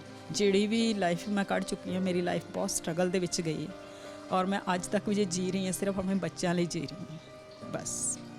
ਹੁਣ ਆਪਾਂ ਆਉਂਦੇ ਹਾਂ ਮਾਤਾ ਜੀ ਤੁਹਾਡੇ ਬੱਚਿਆਂ 'ਤੇ। ਹੁਣ ਦੱਸੋ ਕਿ ਕੀ ਪ੍ਰੋਬਲਮ ਹੈ ਤੁਹਾਡੇ ਬੇਟੇ ਨੂੰ, ਛੋਟੇ ਬੇਟੇ ਨੂੰ? ਵੱਡਾ ਬੇਟਾ ਕੀ ਕਰਦਾ ਪਹਿਲੇ ਉਹਦੇ ਬਾਰੇ ਦੱਸੋ, ਫਿਰ ਸਾਡੇ ਦਰਸ਼ਕਾਂ ਨੂੰ ਆਪਣੇ ਛੋਟੇ ਬੇਟੇ ਦੀ ਸਾਰੀ ਸਟੋਰੀ ਸੁਣਾਓ। ਮੈਂ ਹੁਣ ਇਸ ਵੇਲੇ ਕੰਮ ਕਰਦੀ ਸੀ, ਪ੍ਰਾਈਵੇਟ ਨੌਕਰੀ ਕਿਤੇ ਕਰਦੀ ਪਈ ਹਾਂ। ਉੱਥੇ ਮਤਲਬ ਇੱਕ ਆਂਟੀ ਸੀਗੇ, ਜਿੱਦਾਂ ਉਹਨਾਂ ਨੇ ਆਪਣੇ ਬੇਟੇ ਨੂੰ ਬਾਹਰ ਭੇਜਿਆ ਸੀ ਮਲੇਸ਼ੀਆ, ਤੇ ਮੈਨੂੰ ਵੀ ਕਹਿਣ ਲੱਗੇ ਕਿ ਸੁਮਨ ਤੂੰ ਵੀ ਆਪਣੇ। ਮੈਂ ਕਿਹਾ ਮੈਂ ਆਂਟੀ ਹਲੇ ਮੇਰਾ ਇੰਨਾ ਅਫੋਰਡ ਨਹੀਂ ਕਰ ਸਕਦੀ ਕਿ ਮੈਂ ਆਪਣੇ ਬੇਟੇ ਨੂੰ ਬਾਹਰ ਭੇਜਾਂ, ਪਰ ਮੇਰੀ ਇੱਛਾ ਜ਼ਰੂਰ ਹੈ। ਮੇਰੇ ਬੇਟੇ ਨੇ +2 ਕਰ ਲਈ ਸੀ ਵੀ ਮੈਂ ਚਾਹਾਂ ਕਿ ਮੇਰਾ ਬੱਚਾ ਵੀ ਕਿਤੇ ਲਾਇਕ ਬਣੇ ਔਰ ਮੈਂ 4 ਦਿਨ ਮੈਂ ਵੀ ਰੈਸਟ ਕਰਨੀ ਚਾਹੁੰਦੀ ਹਾਂ ਕਿ ਮੇਰਾ ਬੱਚਾ ਕਿਤੇ ਬਾਹਰ ਭੇਜਾਂ, ਉਹਨੂੰ ਪੈਸੇ ਮੈਨੂੰ 4 ਭੇਜੇਗਾ ਕਿ ਜਿਹੜਾ ਮੈਨੂੰ ਉਹ ਖੁਸ਼ ਰੱਖੇ ਔਰ ਮੈਂ ਵੀ 2 ਦਿਨ ਰੈਸਟ ਕਰਾਂ, ਕਿਉਂਕਿ ਮੈਨੂੰ ਕਮਾ ਕੇ ਮੈਂ ਵੀ ਥੱਕ ਚੁੱਕੀ ਹਾਂ। ਮੈਂ 2 ਜਗ੍ਹਾ ਵੀ ਡਿਊਟੀਆਂ ਕੀਤੀਆਂ, ਜਿੱਦਾਂ 8 ਤੋਂ 4 ਕਿਤੇ ਕਰ ਲਈ, 4 ਤੋਂ 10 ਰਾਤ ਨੂੰ ਕਿਤੇ ਕਰ ਲੈਂਦੀ ਹਾਂ, ਪਰ ਹੁਣ ਨਹੀਂ ਹੁੰਦਾ ਹੈਗਾ। ਫਿਰ ਮੈਂ ਆਂਟੀ ਨੇ ਮੈਨੂੰ ਬਹੁਤ ਜ਼ੋਰ ਲਾਇਆ, ਕਹਿੰਦੇ ਥੋੜ੍ਹੇ ਪੈਸੇ ਲੱਗਣੇ, ਚੱਲ 50-60 ਹਜ਼ਾਰ ਰੁਪਇਆ ਲੱਗਣਾ ਹੈ, ਤੂੰ ਬੱਚਾ ਜੇ ਤੇਰਾ ਸੈੱਟ ਹੁੰਦਾ ਤਾਂ ਤੈਨੂੰ ਕੀ ਪ੍ਰੋਬਲਮ। ਮੈਂ ਵੀ ਉਹ ਉਧਾਰ ਸੁਧਾਰ ਚੱਕ ਕੇ ਉਹ ਲੱਖ ਰੁਪਇਆ ਲਾਇਆ, ਲੱਖ ਰੁਪਇਆ ਲਾ ਕੇ ਮੈਂ ਮੁੰਡੇ ਨੂੰ ਬਾਹਰ ਭੇਜਿਆ। ਹਲੇ ਭੇਜੇ ਨੂੰ 6 ਮਹੀਨੇ ਹੀ 7 ਹੋਏ ਸੀਗੇ ਤੇ ਛੋਟੇ ਬੇਟੇ ਦੇ ਪੇਟ 'ਚ ਦਰਦ ਹੋਈ ਤੇ ਉਹਨੇ ਮੈਨੂੰ ਕਿਹਾ। ਕਿਹੜੇ ਮਹੀਨੇ ਦੀ ਗੱਲ ਹੈ ਜੀ ਇਹ? ਸਾਨੂੰ ਮਹੀਨੇ ਵਾਈਜ਼ ਤੁਸੀਂ ਦੱਸੋ। ਮੇਰਾ ਬੇਟਾ ਗਿਆ ਸੀਗਾ ਨਵੰਬਰ ਦੀ 2014 'ਚ, ਲਾਸਟ ਵੀਕ 'ਚ। ਤਕਰੀਬਨ 7-8 ਮਹੀਨੇ ਹਜੇ ਹੋਏ ਆ। 7-8 ਮਹੀਨੇ ਹੋਏ ਸੀਗੇ। ਉਸ ਤੋਂ ਬਾਅਦ ਇਹਦੀ ਬੇਟੇ ਦੀ ਮਾਰਚ ਵਿੱਚ ਪ੍ਰੋਬਲਮ ਆ ਗਈ ਹੈ ਛੋਟੇ ਦੀ। ਜਿਵੇਂ ਮੈਂ ਡਿਊਟੀ ਤੋਂ ਆਉਣ ਲੱਗੀ ਸੀ ਹਸਪੀਟਲ ਤੋਂ, ਤੇ ਮੈਨੂੰ ਕਹਿੰਦਾ ਕਿ ਇੱਦਾਂ ਮੰਮੀ ਕਿੱਥੇ ਆ, ਮੇਰੀ ਦਰਦ ਬਹੁਤ ਹੁੰਦੀ ਪੇਟ 'ਚ। ਮੈਂ ਉਹਨੂੰ ਕਿਹਾ, ਮੈਂ ਕਿਹਾ ਮੈਂ ਆਉਂਦੀ ਪਈ ਹਾਂ, ਥੋੜ੍ਹੀ ਦੇਰ ਤੱਕ ਪਹੁੰਚ ਜਾਣਾ ਘਰ ਆਈ ਤੇ ਮੇਰਾ ਬੇਟਾ ਬੜਾ ਤੜਫਦਾ ਪਿਆ ਸੀ। ਉਹਨੂੰ ਮੈਂ ਲੈ ਕੇ ਗਈ ਕਿਸੇ ਹਸਪੀਟਲ 'ਚ ਪ੍ਰਾਈਵੇਟ 'ਚ, ਉੱਥੇ ਚੈੱਕ ਕਰਾਇਆ ਨੇ ਕਿ, ਤੇ ਉਹਨਾਂ ਨੇ ਕਿਹਾ ਕਿ ਇਹਨੂੰ ਜਿੱਦਾਂ ਪੇਟ ਦੇ ਵਿੱਚ ਨਾ ਮਤਲਬ ਦਰਦ ਹੈਗੀ, ਕੋਈ ਰਸੌਲੀ ਵਗੈਰਾ ਨਾ ਹੋਵੇ, ਇਹਦੀ ਸਕੈਨ ਕਰਾਉਣੀ ਬਹੁਤ ਜ਼ਰੂਰੀ ਆ। ਤੇ ਉਹ ਡਾਕਟਰ ਜਾਣਦੇ ਸੀ ਥੋੜ੍ਹੇ, ਕਹਿੰਦੇ ਕਿ ਤੁਹਾਡੇ ਕੋਲ ਇੰਨੇ ਪੈਸੇ ਨਹੀਂ, ਤੁਸੀਂ ਫੋਲਡ ਕਰ ਸਕਦੇ, ਤੇ ਦੇਵੀ ਤਲਾਜ ਜਾਂ ਗੁਰੂ ਨਾਨਕ ਮਿਸ਼ਨ ਤੋਂ ਕਰਾ ਲਓ, ਉੱਥੇ ਘੱਟ ਪੈਸਿਆਂ 'ਚ ਹੋ ਜਾਂਦੀ ਆ। ਤੇ ਮੈਂ ਚੈਰੀਟੇਬਲ ਹਸਪੀਟਲ ਜਿਹੜੇ ਉੱਥੇ ਘੱਟ ਪੈਸੇ 'ਚ ਹੋ ਜਾਂਦੀ, ਬਿਲਕੁਲ ਜੀ। ਮੈਂ ਦੂਸਰੇ ਦਿਨ ਉੱਥੇ ਤਾਂ ਨਹੀਂ ਕਰਾਈ, ਫਿਰ ਮੈਂ ਕਿਹਾ ਚਲੋ ਇੱਕ ਡਾਕਟਰ ਦੀ ਸਲਾਹ ਲਿੱਤੀ ਹੈ, ਇੱਕ ਦੋ ਡਾਕਟਰ ਦੀ ਹੋਰ ਸਲਾਹ ਲੈ ਲੈਂਦੀ। ਮੈਂ ਇੱਕ ਹੋਰ ਡਾਕਟਰ ਦੇ ਕੋਲ ਗਈ, ਉਹਨੂੰ ਵੀ ਮੈਂ ਚੈੱਕ ਕਰਾਇਆ, ਤੇ ਉਹਨੇ ਵੀ ਇਹੀ ਕਿਹਾ ਕਿ ਸਿਸਟਰ ਇਹਦੀ ਸਕੈਨ ਕਰਾਉਣੀ ਜ਼ਰੂਰੀ ਆ। ਤੇ ਮੈਂ ਦੂਜੇ ਦਿਨ ਉਹਦੀ ਸਕੈਨ ਕਰਵਾਈ, ਤੇ ਸਕੈਨ ਕਰਵਾ ਕੇ ਉਹਨੂੰ ਜਦੋਂ ਡਾਕਟਰ ਨੂੰ ਦਿਖਾ ਕੇ ਆਈ, ਤੇ ਡਾਕਟਰ ਨੇ ਮਤਲਬ ਮੈਨੂੰ ਥੋੜੀ ਟੈਨਸ਼ਨ 'ਚ ਪਾ ਦਿੱਤਾ ਕਿ ਇਹਦੀ ਥੋੜੀ ਪ੍ਰੋਬਲਮ ਆ ਰਹੀ ਹੈ, ਇਹਦਾ ਇੱਕ ਟੈਸਟ FNC ਹੁੰਦਾ ਆ, ਉਹ ਕਰਾਓ। ਵੈਸੇ ਉੱਦਾਂ ਬਿਲਕੁਲ ਠੀਕ ਠਾਕ ਸੀ, ਉਸ ਤੋਂ ਪਹਿਲੇ ਤਾਂ ਕੋਈ ਪ੍ਰੋਬਲਮ ਨਹੀਂ ਸੀ? ਨਹੀਂ ਜੀ, ਉਸ ਤੋਂ ਪਹਿਲੇ ਕੋਈ ਪ੍ਰੋਬਲਮ ਨਹੀਂ ਕਦੇ ਵੀ ਆਈ ਸੀ, ਬਿਲਕੁਲ ਠੀਕ ਠਾਕ ਸੀਗਾ। ਕਿਹੜੀ ਕਲਾਸ 'ਚ ਪੜ੍ਹਦਾ ਹੈ ਬੇਟਾ ਤੁਹਾਡਾ ਛੋਟਾ? ਕਾਮ ਫਸਟ ਈਅਰ ਦੇ ਵਿੱਚ ਮੈਂ ਉਹਦੀ ਐਡਮਿਸ਼ਨ ਕਰਵਾਈ ਹੋਈ ਸੀਗੀ। ਚਲੋ, ਤੁਸੀਂ ਬੜੀ ਮਿਹਨਤ ਕਰਕੇ ਬੱਚਿਆਂ ਨੂੰ ਪੜ੍ਹਾਇਆ। ਉਸ ਤੋਂ ਬਾਅਦ ਤੁਸੀਂ ਦੱਸਿਆ ਕਿ ਤੁਹਾਡੇ ਛੋਟੇ ਬੇਟੇ ਨੂੰ, ਵੱਡੇ ਨੂੰ ਤੁਸੀਂ ਬਾਹਰ ਮਲੇਸ਼ੀਆ ਭੇਜਤਾ ਕਿਤੋਂ ਨਾ ਕਿਤੋਂ ਪੈਸੇ ਅਰੇਂਜ ਕਰਕੇ, ਤੇ ਛੋਟੇ ਬੇਟੇ ਨੂੰ ਮਾਰਚ 2015 ਚ 3-4 ਮਹੀਨੇ ਪਹਿਲੇ ਪੇਟ 'ਚ ਦਰਦ ਹੋਇਆ, ਤੇ ਤੁਸੀਂ ਹਜੇ ਤੱਕ ਡਾਕਟਰ ਸਾਹਿਬ ਨੇ ਤੁਹਾਨੂੰ ਕਿਹਾ ਕਿ ਤੁਸੀਂ ਸਕੈਨ ਕਰਵਾ ਲਓ। ਉਸ ਤੋਂ ਬਾਅਦ ਮੈਂ ਸਕੈਨ ਕਰਵਾਈ, ਸਕੈਨ ਤੋਂ ਬਾਅਦ ਉਹਨਾਂ ਨੇ ਟੈਸਟ ਟੂਸਟ ਕਰਵਾਏ, ਫਿਰ ਉਹਨਾਂ ਨੇ ਮੈਨੂੰ CT ਸਕੈਨ ਐਬਡੋਮਨ ਦੀ, ਪੇਟ ਦੀ ਤੇ ਛਾਤੀ ਦੀ ਕਰਾਉਣ ਨੂੰ ਕਿਹਾ, ਉਹ ਵੀ ਮੈਂ ਕਰਵਾਈ। ਬੜੇ ਪੈਸੇ 25,000 ਰੁਪਏ ਦਾ ਮੇਰਾ ਟੈਸਟਾਂ 'ਤੇ ਹੀ ਲੱਗ ਗਿਆ। ਤੇ ਜਿੱਦਾਂ ਤੁਸੀਂ ਦੱਸਿਆ ਕਿ 7,000 ਰੁਪਏ ਤੁਸੀਂ ਮਹੀਨਾ ਕਮਾਉਂਦੇ ਆ ਰਹੇ ਹੋ, ਠੀਕ ਹੈ, ਇੰਨੀ ਕੁ ਤਨਖਾਹ ਤੁਹਾਡੀ ਹੈਗੀ ਹੈ, ਤੇ ਘਰ ਦਾ ਕਿਰਾਇਆ, ਹੋਰ ਖਰਚੇ, ਘਰ ਚਲਾਉਣ ਦੇ, ਬੱਚਿਆਂ ਦੀ ਪੜ੍ਹਾਈ ਦੇ ਖਰਚੇ, 25,000 ਰੁਪਏ ਕਿੱਥੋਂ ਲਿਆ? ਮੈਂ ਬਸ ਇੱਦਾਂ ਹੀ ਥੋੜ੍ਹੇ ਥੋੜ੍ਹੇ ਕਰਕੇ ਜੋੜੇ ਹੋਏ ਸੀਗੇ। ਅੱਜ ਤੱਕ ਕੱਪੜਾ ਤਾਂ ਕਦੀ ਆਪਣਾ ਖਰੀਦਿਆ ਹੀ ਨਹੀਂ ਹੈਗਾ। ਬਸ ਡਾਕਟਰਾਂ ਦੇ ਵਿੱਚ ਕੰਮ ਕਰਦੀਆਂ, ਮੈਡਮਾਂ ਦੇ ਵਿੱਚ, ਉਹਨਾਂ ਦੇ ਜਿੱਦਾਂ ਉਹਨਾਂ ਨੇ ਮੈਨੂੰ ਆਪਣੇ ਬੱਚਿਆਂ ਦੇ ਕੱਪੜੇ ਜਾਂ ਮੈਨੂੰ ਮੇਰੇ ਆਪਣੇ ਕੱਪੜੇ ਮੈਨੂੰ ਉਹ ਦੇ ਦਿੰਦੇ ਸੀਗੇ, ਬਸ ਉਹਨਾਂ ਦੇ ਵਿੱਚ ਮੈਂ ਕਦੀ ਕੋਈ ਆਪਣੇ ਕੱਪੜੇ ਖਰੀਦੇ ਨਹੀਂ ਹੈਗੇ। ਚਲੋ ਹੁਣ ਬੱਚੇ ਹੈਗੇ ਆ, ਕਈ ਵਾਰੀ ਕਹਿ ਦਿੰਦੇ ਸੀ ਤਾਂ ਮਜਬੂਰ ਕਰਦੇ ਸੀ ਤਾਂ ਉਹਨਾਂ ਨੂੰ ਲੈ ਦਿੰਦੀ ਸੀ, ਬਟ ਆਪਣੇ ਨਹੀਂ ਤਾਂ ਮੈਂ ਕਦੀ ਲਿਆ ਹੀ ਨਹੀਂ। ਜਾਂ ਰੱਖੜੀ ਦਾ ਮਿਲ ਗਿਆ, ਜਾਂ ਟਿੱਕੇ ਦਾ ਮਿਲ ਗਿਆ ਭਰਾ ਕੋਲੋਂ, ਤੇ ਜਾਂ ਕੋਈ ਪੇਸ਼ੈਂਟ ਇੱਦਾਂ ਦੇ ਆ ਜਾਂਦੇ ਸੀਗੇ ਜਿਨ੍ਹਾਂ ਦੀ ਸੇਵਾ ਕਰਦੇ ਅਗਲੇ ਦੇ ਜਾਂਦੇ ਸੀ ਸੂਟ ਸਾਟ ਵਗੈਰਾ, ਤੇ ਬਸ ਇੱਦਾਂ ਹੀ ਜੋੜਦੀ ਸੀ ਥੋੜ੍ਹਾ ਥੋੜ੍ਹਾ ਕਰਕੇ, ਕਿਉਂਕਿ ਮੈਂ ਮਤਲਬ ਆਪਣੀ ਲੋੜ ਤੋਂ ਜ਼ਿਆਦਾ ਨਹੀਂ ਖਰਚ ਕਰਦੀ ਸੀ, ਬੜੀ ਕੰਜੂਸੀ ਨਾਲ ਟਾਈਮ ਪਾਸ ਕਰਕੇ ਇੱਥੇ ਤੱਕ ਪਹੁੰਚੀ ਸੀਗੀ। ਠੀਕ ਹੈ, ਟੈਸਟ ਕਰਵਾਏ, ਉਹਨਾਂ 'ਚ ਮਤਲਬ ਬੇਟੇ ਨੂੰ ਕੈਂਸਰ ਦੀ ਪ੍ਰੋਬਲਮ ਦੱਸੀ ਆ। ਕਿਸ ਚੀਜ਼ ਦਾ ਕੈਂਸਰ ਦੱਸਿਆ ਉਹਨਾਂ ਨੇ? ਉਹ ਡਾਕਟਰ ਨੇ ਮੈਨੂੰ ਦੱਸਿਆ ਸੀ ਟੈਸਟ, ਇਹਦੇ ਟੈਸਟਿਸ ਦੇ ਵਿੱਚ ਕੈਂਸਰ ਦੱਸਿਆ ਸੀਗਾ। ਜਿਸ ਲਈ ਉਹਨੇ ਮੈਨੂੰ ਟੈਸਟਿਸ ਦੇ ਵਿੱਚ ਕੈਂਸਰ ਦੱਸਿਆ, ਮੇਰੇ ਤਾਂ ਜਿੱਦਾਂ ਹੋਸ਼ ਉੱਡ ਗਏ ਕਿ ਮੈਂ ਹੁਣ ਕਿੱਥੋਂ ਇਲਾਜ ਕਰਾਵਾਂਗੀ, ਕਿੱਥੋਂ ਪੈਸੇ ਲੈ ਕੇ ਆਵਾਂਗੀ। ਬਹੁਤ ਮੇਰਾ ਦਿਮਾਗ ਬੋਝ ਪਿਆ। ਭੈਣ ਜੀ, ਤੁਸੀਂ ਰੋ ਨਾ, ਤੁਸੀਂ ਸਾਡੇ ਦਰਸ਼ਕਾਂ ਨੂੰ ਤੇ ਸਾਨੂੰ ਆਪਣੀ ਪੂਰੀ ਸਟੋਰੀ ਦੱਸੋ। ਉਸ ਤੋਂ ਬਾਅਦ ਆਪਾਂ ਸਾਰੇ ਰਲ ਮਿਲ ਕੇ, ਰੱਬ ਹੈਗਾ, ਰੱਬ ਤੇ ਹਮੇਸ਼ਾ ਯਕੀਨ ਰੱਖੋ, ਰਲ ਮਿਲ ਕੇ ਦੇਖਾਂਗੇ ਕੀ ਹੋਏਗਾ। ਤੁਸੀਂ ਥੋੜਾ ਜਿਹਾ ਦੱਸੋ ਕੀ ਹੋਇਆ, ਹੋਰ ਤੁਸੀਂ ਥੋੜਾ ਜਿਹੀ ਹਿੰਮਤ ਰੱਖੋ। ਤੁਸੀਂ ਹਿੰਮਤ ਹਾਰ ਜਾਓਗੇ ਤੇ ਕਿਹਦੇ ਕੋਲ ਹਿੰਮਤ ਆਏਗੀ? ਮੈਂ ਭਾਜੀ ਬਸ ਮੈਂ ਤਾਂ ਇਹ ਸੋਚਿਆ ਸੀ ਕਿ ਜਿਸ ਦਿਨ ਡਾਕਟਰ ਨੇ ਕੈਂਸਰ ਦੱਸਿਆ ਵੀ ਜਾਂ ਤਾਂ ਕੁਝ ਖਾ ਕੇ ਅਸੀਂ ਆਪਣੇ ਆਪ ਨੂੰ ਖਤਮ ਕਰ ਦਈਏ। ਵੱਡੇ ਮੁੰਡੇ ਨੂੰ ਵੀ ਨਹੀਂ ਮੈਂ ਦੱਸਣਾ, ਅਸੀਂ ਦੋਨੋਂ ਹੀ ਮਾਂ ਪੁੱਤ ਸੀਗੇ ਘਰ, ਵੀ ਨਹੀਂ ਹੁਣ ਮੈਂ ਕੁਛ ਨਹੀਂ, ਮਤਲਬ ਜੀਣ ਦੀ ਆਸ਼ਾ ਜੀ ਖਤਮ ਹੋ ਗਈ। ਫਿਰ ਇੱਕ ਪਾਸੇ ਸੋਚਿਆ ਕਿ ਮੈਂ ਆਪਣੇ ਬੱਚੇ ਨੂੰ ਕਿੱਥੇ ਤੇ ਕਿੱਥੇ ਲਿਆ ਕੇ, ਇੱਥੇ ਜਾ ਕੇ ਮੈਂ ਇਹ ਸੋਚਦੀ ਹਾਂ ਵੀ ਮੈਨੂੰ ਕੁਝ ਖਿਲਾ ਕੇ ਮਾਰ ਦੇਵਾਂ ਤਾਂ ਵੀ ਮੇਰੇ ਲਈ ਬੁਝਦਿਲ ਹੀ ਆ।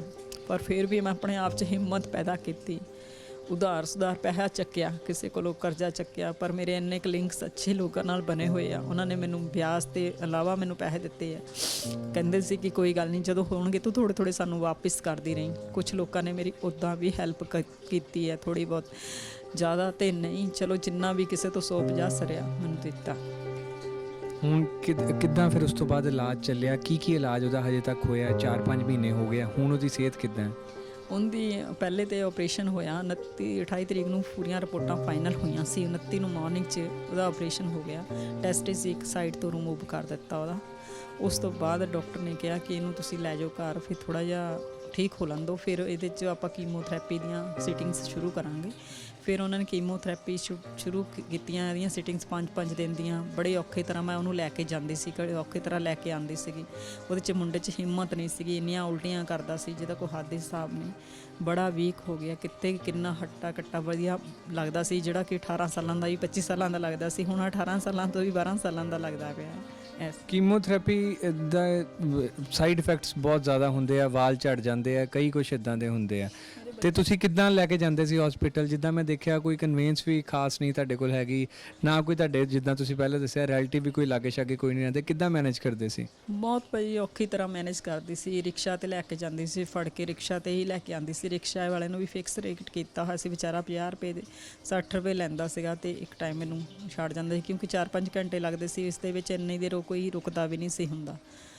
ਬਸ ਬਹੁਤ ਔਖਾ ਟਾਈਮ ਕੱਢ ਕੇ 5-6 ਮਹੀਨੇ ਉਹਦੇ ਮਤਲਬ ਆਹ ਕੀਮੋਥੈਰੇਪੀ ਲੱਗਣ ਤੋਂ ਬਾਅਦ ਫਿਰ ਮੈਨੂੰ ਡਾਕਟਰ ਨੇ ਕਿਹਾ ਕਿ ਹੁਣ ਤੁਹਾਡੀਆਂ ਕੀਮੋਥੈਰੇਪੀਆਂ ਖਤਮ ਹੋ ਗਈਆਂ, ਤੁਸੀਂ ਇਹਨਾਂ ਨੂੰ ਨਾ ਦੁਬਾਰਾ ਟੈਸਟ ਕਰਾਓ। ਮੈਨੂੰ ਉਮੀਦ ਹੈਗੀ ਇਹ ਠੀਕ ਹੋ ਗਿਆ ਹੋਊਗਾ। ਕਿੰਨੀਆਂ ਕੀਮੋਥੈਰੇਪੀਜ਼ ਲੱਗੀਆਂ ਤੇ ਕਿੰਨੇ ਉਹਦੇ ਵਿੱਚ ਪੈਸੇ ਲੱਗੇ? ਕੀਮੋਥੈਰੇਪੀਜ਼ ਇਹਨੂੰ 4 ਲੱਗੀਆਂ ਸੀ, 5-5 ਦਿਨ ਦੀਆਂ, 21 ਦਿਨਾਂ ਦੇ ਬਾਅਦ। ਤੇ ਇੱਕ ਸਿਟਿੰਗ ਦਾ ਜਿੱਦਾਂ 25-26 ਹਜ਼ਾਰ ਰੁਪਇਆ ਖਰਚਾ ਆ ਜਾਂਦਾ ਸੀ ਮੈਨੂੰ। ਕੋਈ ਫਿਰ ਇੰਜੈਕਸ਼ਨ ਵੀ ਲਾਉਂਦਾ ਸੀ 9,000 ਕੁਛ ਰੁਪਏ ਦਾ, ਮਤਲਬ ਲੱਗ ਹੀ ਗਿਆ ਹੋਣਾ। ਮਤਲਬ 1.25 ਲੱਖ ਮੇਰਾ ਕੀਮੋਥੈਰੇਪੀ ਵਿੱਚ ਲੱਗਾ ਸੀ ਤੇ 40,000 ਰੁਪਇਆ ਆਪਰੇਸ਼ਨ ਦਾ ਖਰਚਾ, ਮਤਲਬ 1.25 ਲੱਖ 1.5 ਲੱਖ ਦੇ ਵਿੱਚ ਮੇਰਾ ਕੀਮੋਥੈਰੇਪੀ ਦਾ ਵੀ ਆਇਆ ਹੈਗਾ। ਪਰ ਉਸ ਤੋਂ ਬਾਅਦ ਮੈਨੂੰ ਫਿਰ ਡਾਕਟਰ ਨੇ ਕਿਹਾ ਕਿ ਸਾਰਾ ਕੁਝ ਵੀ ਤੁਸੀਂ ਟੈਸਟ ਜਿਹੜੇ ਪਹਿਲੇ ਹੋਏ ਸੀਗੇ ਉਹ ਟੈਸਟ ਤੁਸੀਂ ਦੁਬਾਰਾ ਕਰਾਓ। ਕਿਹੜੇ ਮਹੀਨੇ ਦੀ ਗੱਲ ਹੈ? ਇਹ ਹੈਗੀ ਆ ਪਿਛਲੇ ਅੱਜ ਜਿਹੜਾ ਚੱਲ ਰਿਹਾ ਵਾ, ਮਤਲਬ ਅਗਸਤ ਚੱਲ ਰਿਹਾ ਵਾ, ਤੇ 1 ਜੁਲਾਈ ਦੇ ਮਹੀਨੇ ਮੈਂ ਟੈਸਟ ਇਹਦੇ ਕਰਵਾਏ ਹੈਗੇ ਆ। ਤੇ ਜੁਲਾਈ ਦੇ ਮਹੀਨੇ ਟੈਸਟ ਕਰਵਾ ਕੇ ਤੇ ਉਹਨੇ ਮੈਨੂੰ ਮਤਲਬ ਲਾਸਟ ਜੁਲਾਈ 'ਚ ਕਰਾਏ। ਉਸ ਤੋਂ ਬਾਅਦ ਉਹਨੇ ਫਿਰ ਮੈਂ ਸਾਰੀਆਂ CT ਸਕੈਨ, ਛਾਤੀ ਦੀ, ਇਹਦੀ ਪੇਟ ਦੀ ਤੇ ਟੈਸਟ ਜਿਹੜੇ ਸਾਰੇ ਲਿਖੇ ਸੀ ਡਾਕਟਰ ਨੇ ਸਾਰੇ ਕਰਵਾਏ। ਉਹ ਜਿਹੜੇ ਟੈਸਟ ਕਰਵਾਏ ਤੇ ਫਿਰ ਮੈਂ ਲੈ ਕੇ ਗਈ ਰਿਪੋਰਟਾਂ ਉਹੀ ਡਾਕਟਰ ਦੇ ਕੋਲ ਜਿਹਨੇ ਆਪਰੇਸ਼ਨ ਕੀਤਾ ਸੀਗਾ। ਤੇ ਮੈਂ ਦੇਖੀਆਂ ਸੀ ਰਿਪੋਰਟਾਂ, ਖੁਦ ਮੈਨੂੰ ਵੀ ਕੁਝ ਹੈਗੀ ਹੈ ਇਹਦੇ ਬਾਰੇ ਨੌਲੇਜ। ਤੇ ਮੈਂ ਕਿਹਾ ਇਹ ਤੇ ਸਾਈਜ਼ ਜ਼ਿਆਦਾ ਵੱਧ ਚੁੱਕਾ। ਫਿਰ ਜਿਨ੍ਹਾਂ ਕੋਲ ਮੈਂ ਟੈਸਟ ਸਕੈਨ ਕਰਾਈ ਸੀ ਉਹ ਡਾਕਟਰ ਨੇ ਵੀ ਮੈਨੂੰ ਗੁਰੂ ਨਾਨਕ ਮਿਸ਼ਨ ਦੇ ਵਿੱਚ ਕਰਵਾਏ ਸੀ ਮੈਂ ਟੈਸਟ। ਮੈਡਮ ਨੇ ਮੈਨੂੰ ਕਹਿ ਦਿੱਤਾ, ਕਹਿੰਦੀ ਕਿ ਸਿਸਟਰ ਜੀ ਅੱਗੇ ਨਾਲੋਂ ਕੰਮ ਤੁਹਾਡਾ ਖਰਾਬ ਹੋ ਗਿਆ, ਠੀਕ ਹੋਣ ਦੀ ਬਜਾਏ ਖਰਾਬ ਹੋ ਗਿਆ। ਤੇ ਮੇਰੇ ਤਾਂ ਪਹਿਲੇ ਹੀ ਮਤਲਬ ਲੱਤਾਂ ਕੰਬਣੀਆਂ ਸ਼ੁਰੂ ਹੋ ਗਈਆਂ ਕਿ ਮੈਂ ਤਾਂ ਸੋਚਦੀ ਸੀ ਕਿ ਮੇਰਾ ਮੁੰਡਾ ਠੀਕ ਹੋ ਗਿਆ, ਪਰ ਇਹ ਤਾਂ ਹੋਰ ਜ਼ਿਆਦਾ ਪ੍ਰੋਬਲਮ 'ਚ ਆਉਣ ਲੱਗ ਗਿਆ। ਫਿਰ ਡਾਕਟਰ ਕੋਲ ਗਈ, ਡਾਕਟਰ ਨੇ ਵੀ ਜਿੱਦਾਂ ਉਹਨੇ ਪੜ੍ਹਿਆ ਮੈਨੂੰ ਕਹਿੰਦਾ ਜੀ ਕਿ ਤੁਸੀਂ ਪਰਸੋਂ ਆਈਓ, ਮੈਂ ਤੁਹਾਨੂੰ ਪਰਸੋਂ ਰਿਪੋਰਟਾਂ ਕਲੀਅਰ ਕਰੂੰਗਾ, ਕਿਉਂਕਿ ਉਹਨੂੰ ਪਤਾ ਸੀ ਕਿ ਪ੍ਰੋਬਲਮ ਆ ਗਈ ਹੈ। ਤੇ ਮੈਂ ਕਿਹਾ ਨਹੀਂ ਡਾਕਟਰ ਸਾਹਿਬ ਤੁਸੀਂ ਦੱਸੋ, ਜੋ ਵੀ ਹੈਗਾ ਮੈਂ ਸਾਹਮਣਾ ਕਰਨ ਨੂੰ ਤਿਆਰ ਹਾਂ, ਤੁਸੀਂ ਦੱਸੋ। ਨਹੀਂ, ਕਹਿੰਦਾ ਸਿਸਟਰ ਜੀ ਮੈਂ ਕੁਝ ਡਾਕਟਰਾਂ ਦੇ ਨਾਲ ਸਲਾਹ ਕਰਨੀ ਆ, ਫਿਰ ਮੈਂ ਤੁਹਾਨੂੰ ਦੱਸੂੰਗਾ, ਤੁਸੀਂ ਪਰਸੋਂ ਸ਼ਾਮੀ 6-6:30 ਵਜੇ ਮੇਰੇ ਕੋਲ ਆਈਓ। ਫਿਰ ਮੈਂ ਪਰਸੋਂ ਸ਼ਾਮੀ 6:30 ਵਜੇ ਦੁਬਾਰਾ ਗਈ ਹਾਂ। ਫਿਰ ਮੈਂ ਪੁੱਛਿਆ, ਮੈਂ ਕਿਹਾ ਹਾਂਜੀ ਡਾਕਟਰ ਸਾਹਿਬ ਦੱਸੋ। ਤੇ ਕਹਿਣ ਲੱਗੇ ਕਿ ਸੁਮਨ ਇਹਦਾ ਨਾ ਆਪਰੇਸ਼ਨ ਦੁਬਾਰਾ ਹੋਣਾ ਆ, ਕਿ ਇਹਦਾ ਨਾ ਸਾਈਜ਼ ਜਿਹੜਾ ਪੇਟ ਵਿੱਚ ਸੀਗਾ ਉਹ ਵੱਧ ਗਿਆ। ਮੈਂ ਕਿਹਾ ਡਾਕਟਰ ਸਾਹਿਬ ਜਿਹੜਾ ਸਾਈਜ਼ ਪੇਟ ਵਿੱਚ ਪਹਿਲਾਂ ਥੋੜ੍ਹਾ ਸੀ, ਤੁਸੀਂ ਪਹਿਲਾਂ ਕਿਉਂ ਨਹੀਂ ਆਪਰੇਸ਼ਨ ਕੀਤਾ, ਉਦੋਂ ਕਿਉਂ ਨਹੀਂ ਕੱਢਿਆ? ਕਹਿੰਦੇ ਕਿ ਮੈਂ ਬਸ ਇਹੀ ਸੋਚ ਕੇ ਛੱਡ ਦਿੱਤਾ ਕਿ ਕੀਮੋਥੈਰੇਪੀ ਦੇ ਨਾਲ ਠੀਕ ਹੋ ਜਾਏਗਾ, ਅਸੀਂ ਪੇਟ ਨਾ ਖੋਲੀਏ ਤਾਂ ਵਧੀਆ। ਚਲ ਸੋਚਿਆ ਮੈਂ ਵੀ ਇਹੀ ਸੀ ਕਿ ਪੇਟ ਕਹਿੰਦੇ ਖੋਲ੍ਹਣ ਦੇ ਨਾਲ, ਔਜ਼ਾਰ ਲੱਗਣ ਦੇ ਨਾਲ ਇਹ ਪ੍ਰੋਬਲਮ ਵੱਧ ਜਾਂਦੀ ਹੈ। ਚਲੋ ਇਹਨਾਂ ਨੇ ਤਾਂ ਆਪਣੇ ਵੱਲੋਂ ਸਹੀ ਸੋਚਿਆ ਸੀ, ਪਰ ਕਿਸਮਤ ਤਾਂ ਮੇਰੀ ਹੈ ਨਾ, ਖਰਾਬ ਚੱਲਦੀ ਵੀ ਤੇ ਖਰਾਬ ਹੀ ਚੱਲਣੀ। ਉਸ ਤੋਂ ਬਾਅਦ ਫਿਰ ਮੈਨੂੰ ਕਹਿੰਦਾ ਕਿ ਤੁਸੀਂ ਇੱਦਾਂ ਕਰੋ ਕਿ ਤੁਸੀਂ ਫਲਾਣੇ ਦਿਨ ਇਹ ਹਸਪੀਟਲ ਮੇਰੇ 'ਚ ਆ ਜਾਓ, ਵੱਡੇ 'ਚ, ਉਹ ਪ੍ਰਾਈਵੇਟ ਉੱਥੇ ਜਾਂਦਾ ਸੀਗਾ, ਵੀ ਤੁਸੀਂ ਉੱਥੇ ਆ ਜਾਓ ਸੈਕਰਡ ਹਾਰਟ 'ਚ, ਮੈਂ ਜਿੱਦਾਂ ਕੰਮ ਕਰਦਾ ਹਾਂ ਉੱਥੇ ਤੁਸੀਂ ਆ ਜਾਓ, ਉੱਥੇ ਮੈਂ ਕਰ ਰਿਹਾ। ਮੈਂ ਕਿਹਾ ਸਰ ਕਿੰਨਾ ਕੁ ਖਰਚਾ ਆ ਜਾਊਗਾ? ਫਿਰ ਵੀ ਉਹਨੇ 80 ਲੱਖ ਦੇ ਵਿੱਚ ਮੈਨੂੰ ਖਰਚਾ ਦੱਸਿਆ। ਪਰ ਮੈਂ ਕਈ ਡਾਕਟਰਾਂ ਦੇ ਨਾਲ ਸਲਾਹ ਕੀਤੀ, ਫਿਰ ਉਹ ਕਹਿੰਦੇ ਕਿ ਜੇ ਇੱਕ ਵਾਰੀ ਤੂੰ ਕੰਮ ਖਰਾਬ ਕਰ ਲਿਆ ਤੇ ਵਾਰ-ਵਾਰ ਤੂੰ ਉੱਥੇ ਨਾ ਜਾ, ਵੀ ਇੱਕ ਜਗ੍ਹਾ ਤੋਂ ਆਪਰੇਸ਼ਨ ਕਰਾ ਜਿੱਥੇ ਸੈਟਿਸਫਾਈ ਹੋਏਗੀ। ਵੀ ਪਟੇਲ ਹਸਪੀਟਲ ਇੱਥੇ ਤਾਂ ਮੰਨਿਆ ਹੋਇਆ ਹਸਪੀਟਲ ਹੈ ਜਲੰਧਰ ਦਾ, ਔਰ ਇਹਦੀ ਰੀਸ ਦਿੱਲੀ ਤੱਕ ਹੈ। ਦਿੱਲੀ ਜੋ ਕਰਾ ਲਿਆ ਅਸੀਂ ਇਹੀ ਪਟੇਲ 'ਚ ਕਰਵਾ ਲੈਂਦੇ ਹਾਂ। ਵੀ ਪਟੇਲ ਤੇ ਦਿੱਲੀ ਦਾ ਇੱਕੋ ਹੀ ਕੰਮ, ਅਗਰ ਤੁਸੀਂ ਦਿੱਲੀ ਜਾਂਦੇ ਹੋ ਤਾਂ ਤੁਹਾਡਾ ਉੱਥੇ 25-30 ਲੱਖ ਰੁਪਏ ਆ ਜਾਏਗਾ। ਜੇ ਤੁਸੀਂ ਇੱਥੇ ਪਟੇਲ 'ਚ ਕਰਾਉਂਦੇ ਤਾਂ 4-5 ਲੱਖ ਰੁਪਏ ਦੇ ਵਿੱਚ ਹੋ ਜਾਏਗਾ। ਪਰ ਮੈਂ ਕਿਹਾ ਪੈਸੇ ਮੈਂ ਇੰਨੇ ਕਿੱਥੋਂ ਲਿਆਵਾਂਗੀ, ਕਿਉਂਕਿ ਪਹਿਲੇ ਵੀ ਤੁਹਾਡਾ ਜਿਹੜਾ ਸਾਰੀ ਪੂੰਜੀ ਤੁਸੀਂ ਹਜੇ ਤੱਕ 20-22 ਸਾਲ ਜੋੜੀ ਸੀ ਉਹ ਸਾਰੀ ਲੱਗ ਚੁੱਕੀ ਸੀ। ਤੇ ਮੈਂ ਹੁਣ ਪੈਸੇ ਕਿੱਥੋਂ ਲਿਆਵਾਂਗੀ? ਬਸ ਰਾਤ ਦਿਨ ਸੋਚ ਕੇ ਮੈਂ ਇਸੇ ਟੈਨਸ਼ਨ ਦੇ ਵਿੱਚ, ਬਸ ਆਪਣੀ ਵੀ ਮੇਰੀ ਸਿਹਤ ਖਰਾਬ ਹੋਣ ਲੱਗ ਗਈ, BP ਘਟਣ ਲੱਗ ਜਾਂਦਾ ਸੀ, ਚੱਕਰ ਆਉਂਦੇ ਸੀ, ਜਾਣਾ ਕਹਿਣ ਹੁੰਦਾ ਸੀ, ਤੁਰ ਪੈਂਦੀ ਮੈਂ ਕਹਿਣ ਨੂੰ ਸੀ। ਫਿਰ ਰੱਬ ਕਿਹੜੀ ਮੁਸੀਬਤ 'ਚ ਮੈਨੂੰ ਤੁਸੀਂ ਫਸਾ ਦਿੱਤਾ, ਮੈਂ ਹੁਣ ਕੀ ਕਰਾਂ, ਕੋਈ ਸਾਹਮਣਾ ਨਹੀਂ ਕਰ। ਫਿਰ ਮੈਂ ਆਪਣੇ ਜਿੱਥੇ ਕੰਮ ਕਰਦੀ ਸੀ ਉਹਨੂੰ ਮੈਡਮ ਨੂੰ ਦੱਸਿਆ ਕਿ ਮੈਡਮ ਜੀ ਦੱਸੋ ਮੈਂ ਹੁਣ ਕੀ ਕਰਾਂ। ਉਹਨਾਂ ਨੇ ਮੈਨੂੰ ਕਿਹਾ ਕਿ ਤੂੰ ਲੁਧਿਆਣੇ ਲੈ ਜਾ, ਲੁਧਿਆਣੇ ਕਰਾ ਲਾ। ਮੈਂ ਕਿਹਾ ਮੈਂ ਲੁਧਿਆਣੇ ਤਾਂ ਲੈ ਜਾਂਦੀ ਹਾਂ, ਮੈਂ ਅੱਜ ਬੱਸ 'ਚ ਲੈ ਜਾਂਦੀ ਹਾਂ ਔਖੀ ਸੌਖੀ ਹੋ ਕੇ। ਫਿਰ ਉਹ ਕਿੰਨੀ ਵਾਰੀ ਬੁਲਾਉਂਦੇ ਨੇ, ਮੈਂ ਹਰ ਵਾਰੀ 5-6 ਹਜ਼ਾਰ ਨੂੰ ਗੱਡੀਆਂ ਕਿੱਥੋਂ ਕਰਦੀ ਰਵਾਂਗੀ, ਮੈਂ ਕਿੱਦਾਂ ਲੈ ਕੇ ਜਾਵਾਂਗੀ ਬੱਚੇ ਨੂੰ, ਮੈਂ ਤਾਂ ਐਡੀ ਦੂਰ ਨੂੰ ਲੈ ਕੇ ਨਹੀਂ ਜਾ ਸਕਦੀ। ਫਿਰ ਮੈਨੂੰ ਕਿਸੇ ਨੇ ਗਾਈਡ ਕੀਤਾ ਵੀ ਤੁਸੀਂ ਪਟੇਲ ਹਸਪੀਟਲ ਦੇ ਵਿੱਚ ਆਪਣੀਆਂ ਸਾਰੀਆਂ ਰਿਪੋਰਟਾਂ ਇੱਕ ਵਾਰੀ ਲੈ ਕੇ ਜਾਓ ਤੇ ਸਹੀ। ਫਿਰ ਉਹਨਾਂ ਨੇ ਮੈਨੂੰ ਇਹ ਕਿਹਾ ਕਿ ਤੁਸੀਂ ਇੱਥੇ ਦਿਖਾ ਲਓ ਲਿਆ ਕੇ ਬੱਚੇ ਨੂੰ। ਪਹਿਲਾਂ ਰਿਪੋਰਟਾਂ ਦਿਖਾ ਕੇ ਆਈ ਸੀ, ਬੱਚੇ ਨੂੰ ਦਿਖਾ ਕੇ ਗਈ, ਜਿਹੜੇ ਬੱਚੇ ਨੂੰ ਦਿਖਾਇਆ ਤੇ ਫਿਰ ਡਾਕਟਰ ਨੇ ਕਿਹਾ ਕਿ ਸਿਸਟਰ ਜੀ ਜਿੰਨੀ ਵੀ ਜਲਦੀ ਹੋ ਸਕਦਾ ਇਹਦਾ ਤੁਸੀਂ ਆਪਰੇਸ਼ਨ ਕਰਾਓ, ਕਿਉਂਕਿ ਇਹ ਜਿਹੜੀ ਅੰਦਰ ਰਸੌਲੀ ਬਣੀ ਹੈ ਨਾ 13 ਸੈਂਟੀਮੀਟਰ ਦੀ ਹੈਗੀ ਹੈ, 6 ਸੈਂਟੀਮੀਟਰ 13 ਦੀ ਵੱਧ ਗਈ ਹੈ ਤੇ ਇਹ ਕਿਡਨੀ ਨੂੰ ਵਾਰ ਕਰਦੀ ਪਈ ਹੈ। ਜੇ ਤੁਸੀਂ ਡਿਲੇ ਕੀਤਾ ਤੇ ਤੁਹਾਡੀ ਕਿਡਨੀ ਵੀ ਕੱਢਣੀ ਪਏਗੀ ਇਹਦੀ। ਫਿਰ ਮੈਂ ਹੋਰ ਜ਼ਿਆਦਾ ਪਰੇਸ਼ਾਨ ਹੋ ਗਈ ਵੀ ਹੁਣ ਕਰਨਾ ਤੇ ਕਰਨਾ ਕੀ ਪੈਣਾ।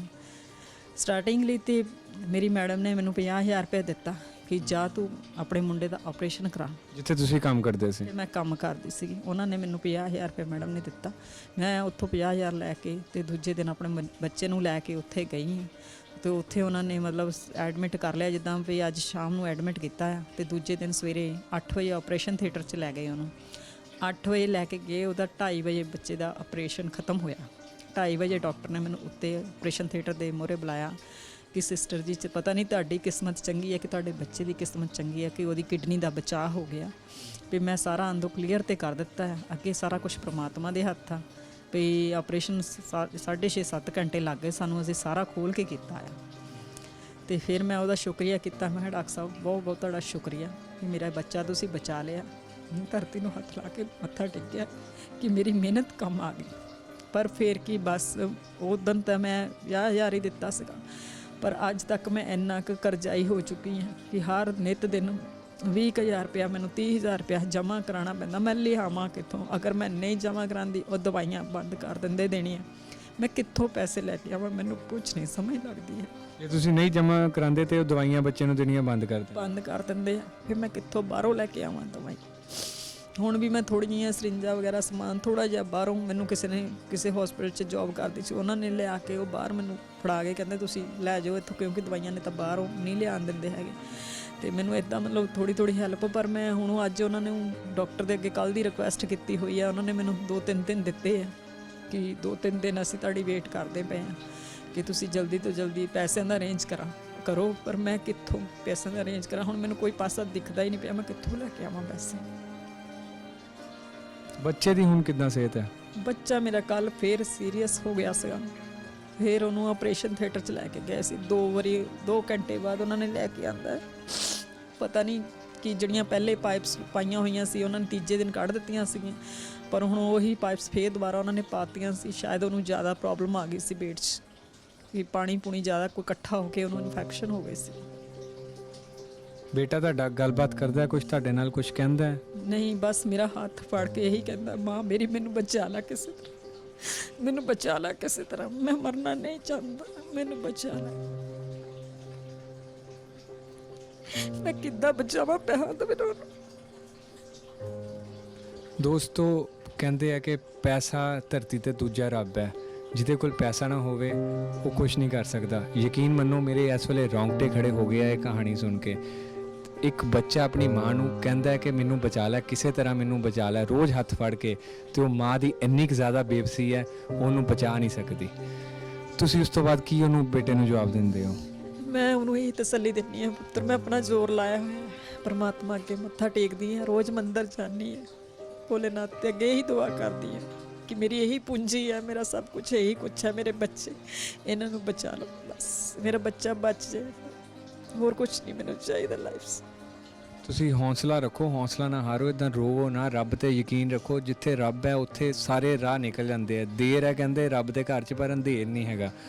ਮੈਂ ਬਿਲਕੁਲ ਤੁਹਾਡੇ ਨਾਲ ਐਗਰੀ ਹਾਂ, ਤੁਸੀਂ ਬੜੀਆਂ ਮੁਸ਼ਕਿਲਾਂ ਤੋਂ ਨਿਕਲੇ ਹੋ, ਪਰ ਹੌਸਲਾ ਰੱਖੋ। ਹੌਸਲਾ ਰੱਖੋਗੇ ਤੇ ਅੱਗੇ ਰੱਬ ਵੀ ਸਾਰਾ ਕੁਝ ਠੀਕ ਠਾਕ ਕਰੇਗਾ। ਪਰ ਭਾਈ ਸਾਹਿਬ, ਹੌਸਲੇ ਦਾ ਵੀ ਕੋਈ ਹੌਸਲਾ ਹੁੰਦਾ ਹੈ। ਅੱਜ ਤੱਕ ਆਪਣੀ ਜਿੰਨੀ ਵੀ ਲਾਈਫ ਕੱਢੀ ਹੌਸਲੇ ਨਾਲ ਤੇ ਸਟਰਗਲ ਨਾਲ ਹੀ ਕੱਢੀ ਹੈ, ਬਟ ਮੇਰੇ ਕੋਲ ਹੁਣ ਨਹੀਂ। ਹੁਣ ਤਾਂ ਇੱਦਾਂ ਕਈ ਵਾਰੀ ਲੱਗਦਾ ਕਿ ਆਪਣੇ ਬੱਚਿਆਂ ਨੂੰ ਵੀ ਕੁਝ ਦੇ ਦਾਂ ਤੇ ਆਪ ਵੀ ਕੁਝ ਖਾ ਲਾਂ।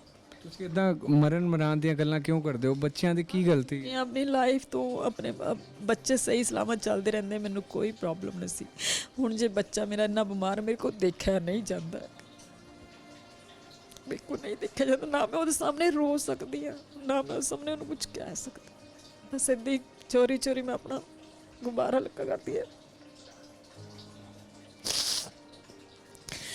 ਤੁਹਾਡੇ ਪੇਰੈਂਟਸ ਕਿੱਥੇ ਆ? ਤੁਸੀਂ ਦੱਸਿਆ ਸੀ ਕਿ ਜਦੋਂ ਤੁਹਾਡਾ ਡਿਵੋਰਸ ਹੋਇਆ ਸੀ ਪੇਰੈਂਟਸ ਚਲੇ ਗਏ ਸੀ, ਉਹਨਾਂ ਨੇ ਕੋਈ ਹੈਲਪ ਨਹੀਂ ਕੀਤੀ?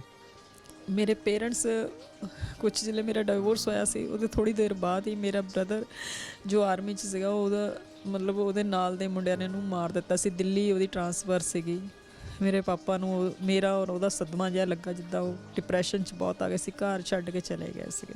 ਕਿਹੜੇ ਸਾਲ ਦੀ ਗੱਲ ਹੈ? ਇਹ ਹੋਣੀ ਹੈ ਕੋਈ, ਹੁਣ ਮੈਨੂੰ ਇੰਨਾ ਤੇ ਨਹੀਂ ਦਿਮਾਗ 'ਚ ਹੈਗਾ, ਕਿਉਂਕਿ ਇਸ ਵੇਲੇ ਮੇਰਾ ਦਿਮਾਗ ਚੱਲ ਵੀ ਨਹੀਂ ਰਿਹਾ। ਕੋਈ ਹੋ ਗਏ 8-10 ਸਾਲ ਹੋ ਗਏ ਹੁਣੇ। ਘਰ ਛੱਡ ਕੇ ਚਲੇ ਗਏ, ਉਸ ਤੋਂ ਬਾਅਦ ਕਦੇ ਨਹੀਂ ਆਏ? ਨਹੀਂ ਜੀ, ਉਹਨੂੰ ਡਿਪਰੈਸ਼ਨ 'ਚ ਆ ਗਏ ਸੀਗੇ ਕਿ ਜਿਸ ਤਰ੍ਹਾਂ ਉਹਨਾਂ ਨੂੰ ਕੋਈ ਪ੍ਰੋਬਲਮ ਆ ਗਈ ਸੀ। ਬੜਾ ਢੂੰਡਣ ਦੀ ਕੋਸ਼ਿਸ਼ ਕੀਤੀ, ਬਸ ਉਹਨਾਂ ਦੇ ਸਦਮੇ ਦੇ ਨਾਲ ਮੇਰੇ ਮੰਮੀ ਬਿਮਾਰ ਰਹਿਣ ਲੱਗ ਗਏ, ਬਹੁਤ ਜ਼ਿਆਦਾ ਬਿਮਾਰ ਰਹਿਣ ਲੱਗੇ, ਅਤੇ ਉਹਨਾਂ ਨੂੰ ਵੀ ਕੈਂਸਰ ਹੋ ਗਿਆ ਸੀਗਾ। ਫਿਰ ਇਹੀ ਡਾਕਟਰ ਜਿਹਦੇ ਕੋਲ ਮੈਂ ਪਹਿਲਾਂ ਆਪਣੇ ਬੇਟੇ ਨੂੰ ਦਿਖਾਇਆ ਸੀ, ਉਹਨੇ ਹੀ ਉਹਨਾਂ ਦਾ ਆਪਰੇਸ਼ਨ ਕੀਤਾ ਸੀਗਾ, ਅਤੇ ਉਹਨੇ ਸਿਰਫ ਲਾਈਫ ਦਿੱਤੀ ਸੀ 6 ਮਹੀਨੇ ਦੀ ਮੇਰੇ ਮੰਮੀ ਨੂੰ। ਪਰ ਮੈਂ ਆਪਣੀ ਮੰਮੀ ਨੂੰ 1.5 ਸਾਲ ਤੱਕ ਉਹਨਾਂ ਨੂੰ ਮਤਲਬ ਜੀਵਿਤ ਰੱਖਿਆ, ਇਸੇ ਕਰਕੇ ਕਿ ਆਪਣਾ ਸ਼ਾਮੀ ਛੁੱਟੀ ਕਰਕੇ ਜਾਂਦੀ ਸੀਗੀ। ਉਹਨਾਂ ਦਾ ਮਤਲਬ ਸਾਰਾ ਦਿਨ ਉਲਟੀਆਂ ਕਰਦੇ ਰਹਿੰਦੇ ਸੀ। ਮੈਂ ਸ਼ਾਮੀ ਛੁੱਟੀ ਕਰਕੇ ਮੈਂ ਜਾਣਾ ਅਤੇ ਮੈਂ ਉਹਨੂੰ ਡ੍ਰਿਪ ਵਗੈਰਾ ਲਗਾ ਕੇ ਉਹਨਾਂ ਦੀ ਅੰਦਰ ਦੀ ਪਾਣੀ ਦੀ ਕੁਆਂਟੀਟੀ ਪੂਰੀ ਕਰ ਦਿੰਦੀ ਸੀਗੀ। ਮਤਲਬ ਡਾਕਟਰ ਨੇ ਇਹੀ ਮੰਮੀ ਨੂੰ ਮੇਰੇ ਨੂੰ ਕਿਹਾ ਕਿ ਤੇਰੀ ਧੀ ਨਹੀਂ ਹੈ, ਤੇਰਾ ਪੁੱਤ ਹੈ, ਜਿਹਨੇ ਤੈਨੂੰ ਇੰਨੀ ਉਮਰ ਦਿੱਤੀ। ਮੈਂ ਤਾਂ ਤੈਨੂੰ 6 ਮਹੀਨੇ ਦੀ ਗਰੰਟੀ ਦਿੱਤੀ, ਫਿਰ ਤੇਰੀ ਧੀ ਨੇ ਤੈਨੂੰ 1.5 ਸਾਲ ਤੱਕ ਹਲੇ ਵੀ ਤੂੰ 8-10 ਦਿਨ ਹੈ।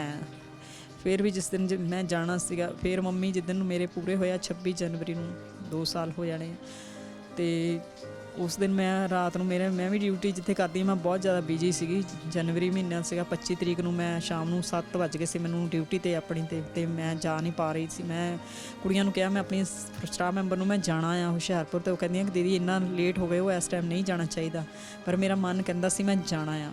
ਫਿਰ ਮੈਂ ਔਖੀ ਸੌਖੀ ਹੋ ਕੇ ਗਈ ਹਾਂ, ਜਿੱਦਾਂ 8:30 ਵਜੇ ਮੈਂ ਹੁਸ਼ਿਆਰਪੁਰ ਆਪਣੇ ਘਰ 8:45 ਵਜੇ ਪਹੁੰਚੀ ਹਾਂ। ਇੰਨਾ ਕੁ ਜੂਸ ਮੈਂ ਨਾਲ ਮੰਮੀ ਨੂੰ ਰੋਜ਼ ਲੈ ਕੇ ਜਾਂਦੀ ਸੀ ਬਣਵਾ ਕੇ। ਜਦੋਂ ਦਿੱਤਾ ਤਾਂ ਉਹਨਾਂ ਨੇ ਆਪਣੀਆਂ ਅੱਖਾਂ ਉਠਾ ਕੇ ਮੈਨੂੰ ਦੇਖਿਆ ਵੀ ਇੰਨਾ ਲੇਟ ਮੇਰੀ ਧੀ ਆ ਰਹੀ, ਉਹ ਵੀ ਮੇਰੇ ਕਰਕੇ। ਮਤਲਬ ਉਹਨਾਂ ਨੇ ਅੱਖਾਂ ਜਿਹੀਆਂ ਭਰ ਕੇ, ਅਤੇ ਬੋਲਿਆ ਨਹੀਂ ਜਾਂਦਾ ਪਿਆ ਸੀ, ਅਤੇ ਲੇਟ ਗਏ ਫਿਰ ਦੁਬਾਰਾ। ਅਤੇ ਉਸ ਤੋਂ ਬਾਅਦ ਉਹਨਾਂ ਨੇ ਜੂਸ ਥੋੜ੍ਹਾ ਜਿਹਾ ਪਿਲਾਇਆ, ਸੌ ਗਏ। ਕੁਛ ਨਹੀਂ ਖਾਂਦੇ ਪੀਂਦੇ ਸੀਗੇ। ਬਸ ਸਵੇਰੇ ਜਿਲੇ ਦੇਖਿਆ ਅਤੇ ਬਹੁਤ ਜ਼ਿਆਦਾ ਸੀਰੀਅਸ ਲੱਗਦੇ ਪਏ ਸੀਗੇ। ਫਿਰ ਮੇਰੇ ਭਾਬੀ ਕਹਿੰਦੇ ਕਿ ਤੁਸੀਂ ਨਾ ਜਾਓ ਡਿਊਟੀ 'ਤੇ, ਅੱਜ ਤੁਸੀਂ ਛੁੱਟੀ ਕਰ ਲਓ। ਮੈਂ ਕਿਹਾ ਭਾਬੀ ਮੈਂ ਇੱਦਾਂ ਛੁੱਟੀ ਨਹੀਂ ਕਰ ਸਕਦੀ, ਰਿਟਰਨ 'ਚ ਮੈਨੂੰ ਐਪਲੀਕੇਸ਼ਨ ਦੇਣੀ ਪੈਂਦੀ ਹੈਗੀ ਹੈ, ਅਤੇ ਇੱਕ ਦੀਆਂ ਨੇ ਤਾਂ ਸਾਡੇ 2 ਐਬਸੈਂਟ ਲਗਾਉਂਦੇ, ਮੇਰੀ ਮਜਬੂਰੀ ਸਮਝੋ। ਅਤੇ ਮੈਂ ਉਸ ਤੋਂ ਬਾਅਦ ਮੰਮੀ ਨੂੰ ਮਾੜਾ ਜਿਹਾ ਪਿਆਰ ਨਾਲ ਬੁਲਾ ਕੇ ਮਿਲ ਕੇ ਉਹਨਾਂ ਨੂੰ, ਅਤੇ ਮੈਂ ਆ ਗਈ। ਹਾਲੇ ਥੋੜ੍ਹੀ ਦੂਰ ਹੀ ਪਹੁੰਚੀ ਸੀ, ਐਵੇਂ 10 ਮਿੰਟ ਦਾ ਰਸਤਾ ਮੈਂ ਬੱਸ 'ਚ ਕੱਟਿਆ, ਅਤੇ ਮੈਨੂੰ ਭਾਬੀ ਦਾ ਫੋਨ ਆ ਗਿਆ ਕਿ ਦੀਦੀ ਵਾਪਸ ਆ ਜਾਓ, ਮੰਮੀ ਪੂਰੇ ਹੋ ਗਏ। ਮੈਂ ਫਿਰ ਉਸ ਤੋਂ ਬਾਅਦ ਮੁੜ ਗਏ। ਮੇਰੀ ਮੰਮੀ ਨੂੰ ਵੀ ਹੁਣ 2 ਸਾਲ ਉਸ ਤੋਂ ਬਾਅਦ ਤੁਹਾਨੂੰ ਪਤਾ ਹੀ ਆ ਵੀ ਭਰਾ ਭਰਜਾਈਆਂ ਭਾਈ ਕਿੰਨਾ ਕੁ ਦੇਖਦੇ ਨੇ, ਕੋਈ ਨਹੀਂ ਦੇਖਦਾ। ਹੋਰ ਕਿਸੇ ਰਿਸ਼ਤੇਦਾਰ ਨੇ ਕੋਈ ਹੈਲਪ ਕਰਨ ਦੀ ਕੋਸ਼ਿਸ਼ ਕੀਤੀ ਹੋਵੇ, ਜਾਂ ਤੁਸੀਂ ਕਿਸੇ ਕੋਲ ਅਪਰੋਚ ਕੀਤੀ ਹੋਵੇ? ਮੈਂ ਅਪਰੋਚ ਤੇ ਕੀਤੀ ਸੀ, ਬਸ 5-5000 10,000 ਤੋਂ ਕਿਸੇ ਨੇ ਵੱਧ ਨਹੀਂ ਦਿੱਤਾ ਹੈਗਾ ਮੈਨੂੰ। ਪਰ ਹੁਣ ਤੱਕ ਮੇਰਾ ਕਿੰਨਾ ਖਰਚਾ ਹੋ ਚੁੱਕਿਆ। ਮੈਂ ਬਿਲਕੁਲ ਤੁਹਾਡੇ ਨਾਲ ਸਹਿਮਤ ਹਾਂ ਜੀ। ਇਹ ਜਿਹੜੀ ਬਿਮਾਰੀ ਇਦਾਂ ਦੀ ਹੈ ਕਿ ਘਰਾਂ ਦੇ ਘਰ ਜਿਹੜੇ ਅਮੀਰ ਕਹਿੰਦੇ ਗਲਾਉਂਦੇ ਹੁੰਦੇ ਉਹ ਉੱਜੜ ਜਾਂਦੇ ਹੈਗੇ ਆ। ਇਹ ਬਿਮਾਰੀ ਐਸੀ ਹੈ। ਇੱਕ ਹੋਰ ਚੀਜ਼ ਜਿਹੜੀ ਮੈਂ ਇੱਥੇ ਜਾਣਨਾ ਚਾਹੁੰਦਾ, ਸਰਕਾਰ 1.5 ਲੱਖ ਰੁਪਇਆ ਹਰ ਕੈਂਸਰ ਪੇਸ਼ੈਂਟ ਨੂੰ ਦਿੰਦੀ ਹੈ, ਪੰਜਾਬ ਸਰਕਾਰ। ਤੁਸੀਂ ਉਹ ਨਹੀਂ ਟਰਾਈ ਕੀਤੀ ਲੈਣ ਦੀ? ਮੈਂ ਉਹ ਵੀ ਟਰਾਈ ਕੀਤੀ ਸੀ। ਪਹਿਲਾਂ ਮੈਨੂੰ ਹਸਪੀਟਲ ਵਾਲਿਆਂ ਨੇ ਇਹੀ ਕਿਹਾ ਸੀਗਾ ਕਿ ਤੁਸੀਂ ਉਹ ਫਾਈਲ ਤਿਆਰ ਕਰਵਾ ਲਓ, ਅਤੇ ਮੈਂ ਫਾਈਲ ਦੇ ਮਗਰ ਬੜੀ ਲੱਗੀ। ਉਹਨਾਂ ਨੇ ਹਸਪੀਟਲ ਦੇ ਅੰਦਰ ਵੀ ਮੇਰੀ ਫਾਈਲ ਤਿਆਰ ਕਰਵਾਈ ਹੈ, ਪਟੇਲ ਹਸਪੀਟਲ ਵਾਲੇ। ਹਾਂਜੀ, ਅਤੇ ਉਹਨਾਂ ਨੇ ਮੈਨੂੰ ਇਹ ਜ਼ਿਲ੍ਹੇ ਪ੍ਰੂਫ ਕਿਹਾ, ਮੈਂ ਸਾਰੇ ਉਹ ਪ੍ਰੂਫ ਦਿੱਤੇ, ਅਤੇ ਇਹਨਾਂ ਨੇ ਫਾਈਲ ਦੇ ਦਿੱਤੀ ਮੈਨੂੰ। ਮੈਂ ਲੈ ਕੇ ਸਿਵਲ ਹਸਪੀਟਲ ਗਈ, ਸਾਰਾ ਕੁਝ ਚੈੱਕ ਕਰਾ ਕੇ ਉਹਨਾਂ ਨੇ ਭੇਜ ਦਿੱਤੀ। ਮੇਰੀ ਫਾਈਲ ਰਿਜੈਕਟ ਹੋ ਕੇ ਮੇਰੀ ਫਾਈਲ ਵਾਪਸ ਆ ਗਈ। ਕਿਉਂ ਰਿਜੈਕਟ ਕੀਤੀ ਸਰਕਾਰ ਨੇ? ਸਰਕਾਰ ਨੇ ਰਿਜੈਕਟ ਕੀਤੀ ਜੀ ਕਿ ਬੱਚੇ ਦੇ ਸਰਟੀਫਿਕੇਟ 'ਤੇ ਨਾਮ ਨਹੀਂ ਹੈਗਾ, ਕਿਉਂਕਿ ਪਹਿਲਾਂ ਕੋਈ ਨਾਮ ਇੰਨਾ ਲਿਖਾਉਂਦੇ ਹੀ ਨਹੀਂ ਸੀ। ਇੱਕ ਉਹਦੇ 'ਤੇ ਐਡਰੈਸ ਇਨ-ਲॉज ਦਾ ਸੀਗਾ, ਅਤੇ ਮੈਂ ਹੁਣ ਜਿੱਥੇ ਰਹਿੰਦੀ ਹਾਂ ਉੱਥੇ ਦਾ ਐਡਰੈਸ ਬਾਕੀ। ਪਰ ਹੋਰ ਤੁਸੀਂ ਕਹਿਣਾ ਸੀ 10ਵੀਂ ਦੇ ਸਰਟੀਫਿਕੇਟ, 12ਵੀਂ ਦੇ ਸਰਟੀਫਿਕੇਟ। ਮੈਂ 10ਵੀਂ ਦਾ ਸਰਟੀਫਿਕੇਟ ਵੀ ਲਾਇਆ ਸੀ ਜੀ, 12ਵੀਂ ਦਾ ਸਰਟੀਫਿਕੇਟ ਵੀ ਲਗਾਇਆ ਸੀ। ਉਹ ਕਹਿੰਦੇ ਨਹੀਂ ਜੀ, ਸਾਨੂੰ ਬਰਥ ਸਰਟੀਫਿਕੇਟ ਅਤੇ ਐਡਰੈਸ ਹੀ ਤੁਹਾਡੇ ਇੱਥੇ ਦਾ ਚਾਹੀਦਾ ਆ। ਅਤੇ ਮੈਂ ਉਹਨਾਂ ਨੂੰ ਇਹ ਵੀ ਅੱਗੇ ਉਹ ਕਿਹਾ ਕਿ ਜੇ ਮੈਂ ਹੁਣ ਇੱਥੇ ਰੈਂਟ 'ਤੇ ਰਹਿੰਦੀ, ਅੱਜ ਇੱਥੇ ਦਾ ਲਿਖਾ ਲੈਂਦੀ ਹਾਂ, ਕੱਲ੍ਹ ਨੂੰ ਮੈਂ ਕਿਤੇ ਹੋਰ ਰੈਂਟ 'ਤੇ ਰਹਾਂਗੀ ਅਤੇ ਮੈਂ ਐਡਰੈਸ ਹੀ ਚੇਂਜ ਕਰਾਉਂਦੀ ਰਹਾਂਗੀ। ਚਲੋ ਬੱਚੇ ਦਾ ਨਾਮ ਤਾਂ ਉਹੀ ਰਹੇਗਾ, ਪਰ ਸਰਟੀਫਿਕੇਟ ਦੇ ਐਡਰੈਸ ਦਾ ਤਾਂ ਕੋਈ ਮੈਨੂੰ ਲੌਜਿਕ ਨਹੀਂ ਸਮਝ ਆਇਆ ਜੀ। ਉਹੀ ਤਾਂ ਹੈ ਨਾ, ਉਹਨਾਂ ਨੇ ਇਹ ਵੀ ਇਸ਼ੂ ਬਣਾ ਲਿਆ, ਨਹੀਂ ਜੀ ਸਾਨੂੰ ਬਣਾ ਕੇ ਦਿਓ ਐਡਰੈਸ ਵਾਲਾ ਸਰਟੀਫਿਕੇਟ ਹੀ ਬਣਾ ਕੇ ਸਾਨੂੰ ਚਾਹੀਦਾ ਹੈ। ਉਹ ਹੁਣ ਇੱਕਦਮ ਤੇ ਉਹ ਵੀ ਨਹੀਂ ਬਣਨਾ ਸੀਗਾ। ਆਪਰੇਸ਼ਨ ਵੀ ਹੋ ਗਿਆ, ਤੇ ਮੈਂ ਡਾਕਟਰ ਨੂੰ ਕਿਹਾ, ਮੈਂ ਕਿਹਾ ਮੈਂ ਤਾਂ ਉਹਦੇ 'ਚ ਕਰਾਉਣਾ ਚਾਹੁੰਦੀ ਸੀ।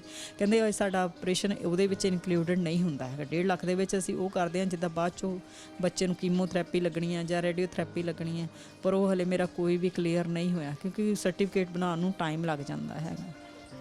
ਦੋਸਤੋ, ਪੰਜਾਬ ਸਰਕਾਰ ਦੀ ਇੱਕ ਸਕੀਮ ਹੈਗੀ ਹੈ ਕੈਂਸਰ ਪੇਸ਼ੈਂਟਸ ਲਈ ਕਿ 1.5 ਲੱਖ ਰੁਪਇਆ ਉਹ ਹਰ ਕੈਂਸਰ ਪੇਸ਼ੈਂਟ ਦੇ ਇਲਾਜ ਲਈ ਦਿੰਦੇ ਆ। ਪਰ ਸੱਚਾਈ ਸਾਹਮਣੇ ਆਂਦੀ ਪਈ ਹੈ ਕਿ ਕੋਈ ਨਾ ਕੋਈ ਬਹਾਨਾ ਲਾ ਕੇ ਕਿਤੇ ਨਾ ਕਿਤੇ ਉਹ ਫਾਈਲ ਰਿਜੈਕਟ ਕਰ ਦਿੱਤੀ ਜਾਂਦੀ ਹੈ।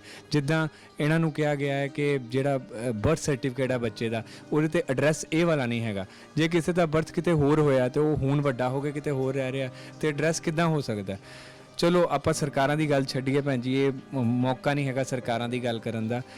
ਅਸੀਂ ਆਈਏ ਕੋਈ ਜਿਹੜੀਆਂ ਧਾਰਮਿਕ ਸੰਸਥਾਵਾਂ ਵਾ ਜਾਂ ਹੋਰ ਜਿਹੜੇ ਲੀਡਰ ਲੂਡਰ ਹੈ, ਕਿਸੇ ਕੋਲ ਤੁਸੀਂ ਗਏ ਕਦੀ, ਕੋਈ ਗੱਲਬਾਤ ਕੀਤੀ? ਮੈਂ ਇੱਥੇ ਜਲੰਧਰ 'ਚ ਕੋਈ ਜਿੱਦਾਂ NGO ਜਿਹੜੇ ਹੁੰਦੇ ਆ? ਨਹੀਂ, ਮੈਂ ਇੱਥੇ ਜਿਹੜਾ ਜਿੱਥੇ ਵੀ ਰਹਿੰਦੀ ਹੈਗੀ ਆ ਉੱਥੇ ਦੇ ਜਿਹੜਾ ਕਾਉਂਸਲਰ ਹੈਗਾ ਵਾ ਮਿੰਟਾ ਕੋਛੜ, ਉਹਦੇ ਕੋਲ ਵੀ ਮੈਂ ਗਈ ਆ। ਉਹਨੇ ਵੀ ਮੈਨੂੰ ਕੋਈ ਹੈਲਪ ਨਹੀਂ ਦਿੱਤੀ ਹੈਗੀ। ਉਹਨੇ ਵੀ ਮੈਨੂੰ ਬਸ ਸਰਕਾਰ ਦਾ 1.5 ਲੱਖ ਰੁਪਇਆ ਦੱਸ ਕੇ ਟਰਕਾ ਦਿੱਤਾ। ਤੇ ਫਿਰ ਜਿਹੜਾ ਇੱਥੇ ਦਾ ਹੈਗਾ MLA ਭੰਡਾਰੀ, ਉੱਥੇ ਵੀ ਮੈਨੂੰ ਇੱਥੇ ਮੇਰੇ ਮਹੱਲੇ ਦੇ 2-3 ਬੰਦੇ ਲੈ ਕੇ ਗਏ ਆ ਵੀ ਸਾਡੇ ਮਹੱਲੇ ਦੀ ਚਲੋ ਧੀ ਭੈਣ ਜੋ ਵੀ ਹੈਗੀ ਆ ਵੀ ਇਹਦੀ ਹੈਲਪ ਕਰੋ। ਤੇ ਉਹਨਾਂ ਨੇ ਵੀ ਉਹ ਸਾਨੂੰ 1.5 ਲੱਖ ਦਾ ਕਹਿ ਕੇ ਟਰਕਾ ਦਿੱਤਾ, ਮੇਰਾ ਬੰਦਾ ਤੁਹਾਡੀ ਉੱਤੇ ਫਾਈਲ ਤਿਆਰ ਕਰਾ ਦੇਗਾ, ਆਹ ਕਰ ਦੇਗਾ, ਉਹ ਕਰ ਦੇਗਾ। ਉੱਥੇ ਵੀ ਕੋਈ ਗੱਲ ਨਹੀਂ ਬਣੀ।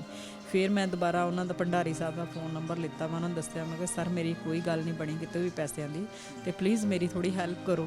ਮੈਂ ਉਹਨੂੰ ਰਿਕੁਐਸਟ ਕੀਤੀ, ਕਹਿੰਦਾ ਮੈਂ ਹੁਣ ਤੇਰੀ ਹੋਰ ਕੀ ਹੈਲਪ ਕਰ ਸਕਦਾ, ਸਰਕਾਰ ਦਾ ਹੀ ਕੰਮ ਸੀ ਉਹ ਤੁਸੀਂ ਕਰੋ, ਮੈਂ ਤੁਹਾਡਾ ਕਰਵਾਤਾ। ਮੈਂ ਕਿਹਾ ਸਰ ਉਹ ਤੁਸੀਂ ਮੇਰਾ ਕੀ ਕੀਤਾ ਹੈ, ਫਾਈਲ ਮੈਂ ਤਿਆਰ ਕਰਾਈ, ਸਿਵਲ ਹਸਪੀਟਲ ਮੈਂ ਦੇ ਕੇ ਆਈ ਹਾਂ, ਤੁਸੀਂ ਮੇਰੀ ਕੀ ਹੈਲਪ ਕੀਤੀ ਉਹਦੇ 'ਚ? ਮੇਰੀ ਤਾਂ ਤੁਸੀਂ ਕੋਈ ਹੈਲਪ ਨਹੀਂ ਕੀਤੀ। ਬਸ ਉਸ ਤੋਂ ਬਾਅਦ ਇੱਕ ਦਿਨ ਉਹਨਾਂ ਦਾ ਵੀ ਕੋਈ ਰਿਸ਼ਤੇਦਾਰ ਆਇਆ ਹੋਇਆ ਸੀਗਾ ਪਟੇਲ ਹਸਪੀਟਲ ਦੇ ਵਿੱਚ, ਸ਼ਾਇਦ ਐਡਮਿਟ ਸੀਗਾ। ਮੈਂ ਉੱਥੇ ਦੇਖਿਆ, ਮੈਂ ਬੜੀ ਭੱਜ ਕੇ ਗਈ, ਸ਼ਾਇਦ ਮੈਨੂੰ ਵੀ ਕੋਈ ਹੈਲਪ ਦੇਣਗੇ। ਤੇ ਹਾਂਜੀ ਦੱਸੋ, ਕਹਿੰਦਾ। ਮੈਂ ਕਿਹਾ ਨਮਸਤੇ ਭਾਜੀ, ਮੈਂ ਉਹੀ ਜਨ ਤੁਹਾਨੂੰ ਮੈਂ ਫੋਨ ਕੀਤਾ ਸੀ, ਮੇਰਾ ਬੇਟਾ ਵੀ ਇੱਥੇ ਐਡਮਿਟ ਆ, ਚਲੋ ਸਿਸਟਰ ਦੇਖੋ ਫਿਰ ਜਾ ਕੇ ਉਹਨੂੰ। ਬਸ ਇੰਨੀ ਗੱਲ ਕਹਿ ਕੇ ਮੈਨੂੰ ਤੋੜ ਦਿੱਤਾ। ਮੈਂ ਇਹ ਸੋਚਦੀ ਹਾਂ ਕਿ ਜਿਸ ਦਿਨ ਅਸੀਂ ਇੱਥੇ ਪੱਕੇ ਰਹਿੰਦੇ ਆ, ਵੋਟਾਂ ਲੈਂਦੇ ਆ, ਇਹ ਲੋਕ ਸਾਡੇ ਮੂਹਰੇ ਹੱਥ ਜੋੜ ਕੇ ਆਉਂਦੇ ਕਿ ਸਾਨੂੰ ਵੋਟ ਪਾਣੀ। ਅੱਜ ਸਾਨੂੰ ਲੋੜ ਪਈ ਹੈ, ਸਾਡੀ ਹੈਲਪ ਕਿਉਂ ਨਹੀਂ ਹੁੰਦੀ ਪਈ? ਕਿਉਂ ਨਹੀਂ ਸਾਡੀ ਹੈਲਪ ਕੀਤੀ ਜਾਂਦੀ ਪਈ? ਅਸੀਂ ਗਰੀਬ ਲੋਕ ਕਿੱਥੇ ਨੂੰ ਜਾਈਏ?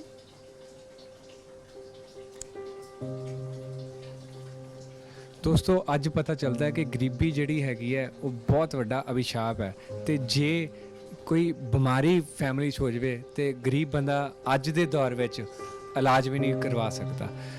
ਭੈਣ ਜੀ ਇਸ ਵੇਲੇ ਕੀ ਤੁਹਾਡੇ ਮਤਲਬ ਮਨ 'ਚ ਚੱਲ ਰਿਹਾ? ਥੋੜ੍ਹਾ ਜਿਹਾ ਆਪਣੇ ਮਨ ਦੀ ਸਥਿਤੀ ਕਰੋ, ਕੀ ਮਨ ਚਾਹੁੰਦਾ? ਮੇਰਾ ਮਨ ਇਹ ਚਾਹੁੰਦਾ ਹੈ ਕਿ ਮੇਰੇ ਬੱਚੇ ਦੀ ਹੈਲਪ ਹੋ ਜਾਏ, ਮੇਰਾ ਬੱਚਾ ਠੀਕ ਠਾਕ ਹੋ ਜਾਵੇ। ਬਸ ਮੈਂ ਹੋਰ ਕੁਝ ਨਹੀਂ ਚਾਹੁੰਦੀ। ਮੇਰੇ ਬੱਚੇ ਨੂੰ ਹੈਲਪ ਜਿੰਨੀ ਵੀ ਹੋ ਸਕਦੀ ਕੋਈ ਕਰੇ, ਮੇਰੇ ਬੱਚੇ ਦਾ ਬਚਾਅ ਕਰ ਲੈਣ। ਬਸ ਮੇਰੀ ਹੱਥ ਜੋੜ ਕੇ ਰਿਕੁਐਸਟ ਹੀ ਹੈ ਸਾਰਾ। ਦੋਸਤੋ ਇੱਕ ਬੇਵਸ ਮਾਂ ਸਾਰਿਆਂ ਅੱਗੇ ਰਿਕੁਐਸਟ ਕਰ ਰਹੀ ਹੈ ਕਿ ਮੇਰੇ ਬੱਚੇ ਦੀ ਕਿਸੇ ਤਰ੍ਹਾਂ ਹੈਲਪ ਹੋ ਜਾਏ, ਕਿਸੇ ਨਾ ਕਿਸੇ ਤਰ੍ਹਾਂ ਉਹਦੀ ਜ਼ਿੰਦਗੀ ਬਸ ਬਚ ਜਾਵੇ। ਇੱਕ ਛੋਟੀ ਜੀ ਮੈਂ ਕਿਤੇ ਕਹਾਣੀ ਇੱਕ ਸੁਣੀ ਸੀ ਬੜੀ ਦੇਰ ਪਹਿਲੇ, ਤੁਹਾਡੇ ਸਾਰਿਆਂ ਨਾਲ ਸਾਂਝੀ ਕਰਨ ਜਾ ਰਿਹਾ ਹਾਂ। ਬਿਲਕੁਲ ਜੋ ਅੱਜ ਭੈਣ ਜੀ ਨੇ ਸਟੋਰੀ ਸੁਣਾਈ ਹੈ ਉਹਦੇ ਨਾਲ ਲਿੰਕਡ ਹੈਗੀ ਹੈ। ਇੱਕ ਬਹੁਤ ਗਰੀਬ ਫੈਮਿਲੀ ਹੁੰਦੀ ਹੈਗੀ ਹੈ, ਘਰ 'ਚ ਕੁਛ ਹੁੰਦਾ ਨਹੀਂ, ਇੱਕ ਹਸਬੈਂਡ ਹੁੰਦਾ, ਇੱਕ ਜਨਾਨੀ ਹੁੰਦੀ ਹੈ ਤੇ 3 ਬੱਚੇ ਹੁੰਦੇ ਆ ਛੋਟੇ ਛੋਟੇ। ਹਸਬੈਂਡ ਦੀ ਕਿਸੇ ਕਾਰਨਾਵਸ਼ ਡੈਥ ਹੋ ਜਾਂਦੀ ਹੈਗੀ ਹੈ, ਜਨਾਨੀ ਤੇ 3 ਬੱਚੇ ਰਹਿ ਜਾਂਦੇ ਆ। ਕੰਮ ਕਰ ਨਹੀਂ ਸਕਦੇ ਕੋਈ ਵੀ, ਤੇ 2-3 ਦਿਨ ਤਾਂ ਜਿਹੜੇ ਆਲੇ ਦੁਆਲੇ ਵਾਲੇ ਹੁੰਦੇ ਜਾਂ ਮਹੱਲੇ ਵਾਲੇ ਹੁੰਦੇ, ਨੇਬਰਸ ਹੁੰਦੇ ਹੈਗੇ ਆ, ਉਹ ਕਿਉਂਕਿ ਹਸਬੈਂਡ ਦੀ ਡੈਥ ਹੋਈ ਹੁੰਦੀ ਉਹ ਪੈਸੇ ਪੂਸੇ ਦਿੰਦੇ ਆ ਥੋੜ੍ਹੇ ਬਹੁਤ, ਤੇ ਰੋਟੀ ਉਹਨਾਂ ਘਰ ਆ ਜਾਂਦੀ ਹੈ। ਰੋਟੀ ਸਾਰੇ ਖਾਂਦੇ ਬਹੁਤ ਵਧੀਆ ਤਰ੍ਹਾਂ। 6-7 ਦਿਨ ਫਿਰ ਉਹ ਲੇਡੀ ਜਿਹੜੀ ਸੀਗੀ ਉਹ ਥੋੜ੍ਹਾ ਬਹੁਤਾ ਕੰਮ ਕਰਦੀ, ਇੱਧਰੋਂ ਉੱਧਰੋਂ ਪੈਸੇ ਇਕੱਠੇ ਕਰਦੀ, ਰੋਟੀ ਖਵਾ ਦਿੰਦੀ। ਤੇ ਹਫ਼ਤੇ 10 ਦਿਨ ਬਾਅਦ ਫਿਰ ਸਾਰੀ ਰੋਟੀ ਦੇ ਲਾਲੇ ਪੈ ਜਾਂਦੇ ਆ, ਰੋਟੀ ਖਾਣ ਲਈ ਕੋਈ ਨਹੀਂ ਹੁੰਦਾ। ਕੁਝ ਦਿਨ ਬਾਅਦ ਉਹ 3 ਬੱਚਿਆਂ 'ਚੋਂ ਇੱਕ ਬੱਚਾ ਬਿਮਾਰ ਹੋ ਜਾਂਦਾ, ਤੇ ਕਿਉਂਕਿ ਉਹਨਾਂ ਇਨਟੇਕ ਨਹੀਂ ਜਾਂਦਾ, ਨਾ ਰੋਟੀ ਜਾਂਦੀ ਨਾ ਪਾਣੀ ਜਾਂਦਾ, ਪੈਸੇ ਦੀ ਬਹੁਤ ਦਿੱਕਤ ਸੀ ਉਸ ਫੈਮਿਲੀ ਨੂੰ। ਉਹ ਬਿਮਾਰ ਹੋ ਜਾਂਦਾ, ਕਾਫੀ ਬਿਮਾਰ ਹੋ ਜਾਂਦਾ। 3 ਬੱਚੇ ਵੀ ਭੁੱਖੇ ਸੀ, ਮਾਂ ਵੀ ਭੁੱਖੀ ਸੀਗੀ। ਇੱਕ ਛੋਟੀ ਬੇਟੀ ਉਹਨਾਂ ਦੀ ਉੱਠਦੀ ਹੈ, ਬੇਟੀ ਮਾਂ ਕੋਲ ਜਾਂਦੀ ਹੈ ਤੇ ਮਾਂ ਦੀ ਸੂਟ ਫੜ ਕੇ ਕਹਿੰਦੀ ਹੈ ਕਿ ਇਹ ਮੇਰਾ ਭਰਾ ਹੁਣ ਜਿਹੜਾ ਬਿਮਾਰ ਹੈਗਾ ਉਹ ਕਦੋਂ ਮਰੇਗਾ? ਤੇ ਮਾਂ ਕਹਿੰਦੀ ਹੈ ਕਿ ਤੂੰ ਇੱਦਾਂ ਕਿਉਂ ਪੁੱਛ ਰਹੀ ਹੈ? ਤੇ ਉਹ ਬੱਚੀ ਅੱਗੋਂ, ਮਾਸੂਮ ਬੱਚੀ ਅੱਗੋਂ ਇਹ ਜਵਾਬ ਦਿੰਦੀ ਹੈ ਕਿ ਜਦੋਂ ਇਹ ਮਰੇਗਾ ਤੇ ਆਂਢੀ ਗੁਆਂਢੀ ਜਿਹੜੇ ਹੈਗੇ ਆ ਫਿਰ ਰੋਟੀ ਲੈ ਕੇ ਆਣਗੇ ਤੇ ਸਾਡੇ ਨੂੰ ਰੋਟੀ ਮਿਲ ਜਾਏਗੀ। ਦੋਸਤੋ ਕਹਾਣੀ ਬੜੀ ਛੋਟੀ ਹੈ, ਬੱਚੀ ਨੇ ਬੜੀ ਮਾਸੂਮੀਅਤ ਨਾਲ ਇਹ ਕਿਹਾ ਕਿ ਜਦੋਂ ਇਹ ਮਰੇਗਾ ਤੇ ਸਾਨੂੰ ਰੋਟੀ ਮਿਲ ਜਾਏਗੀ।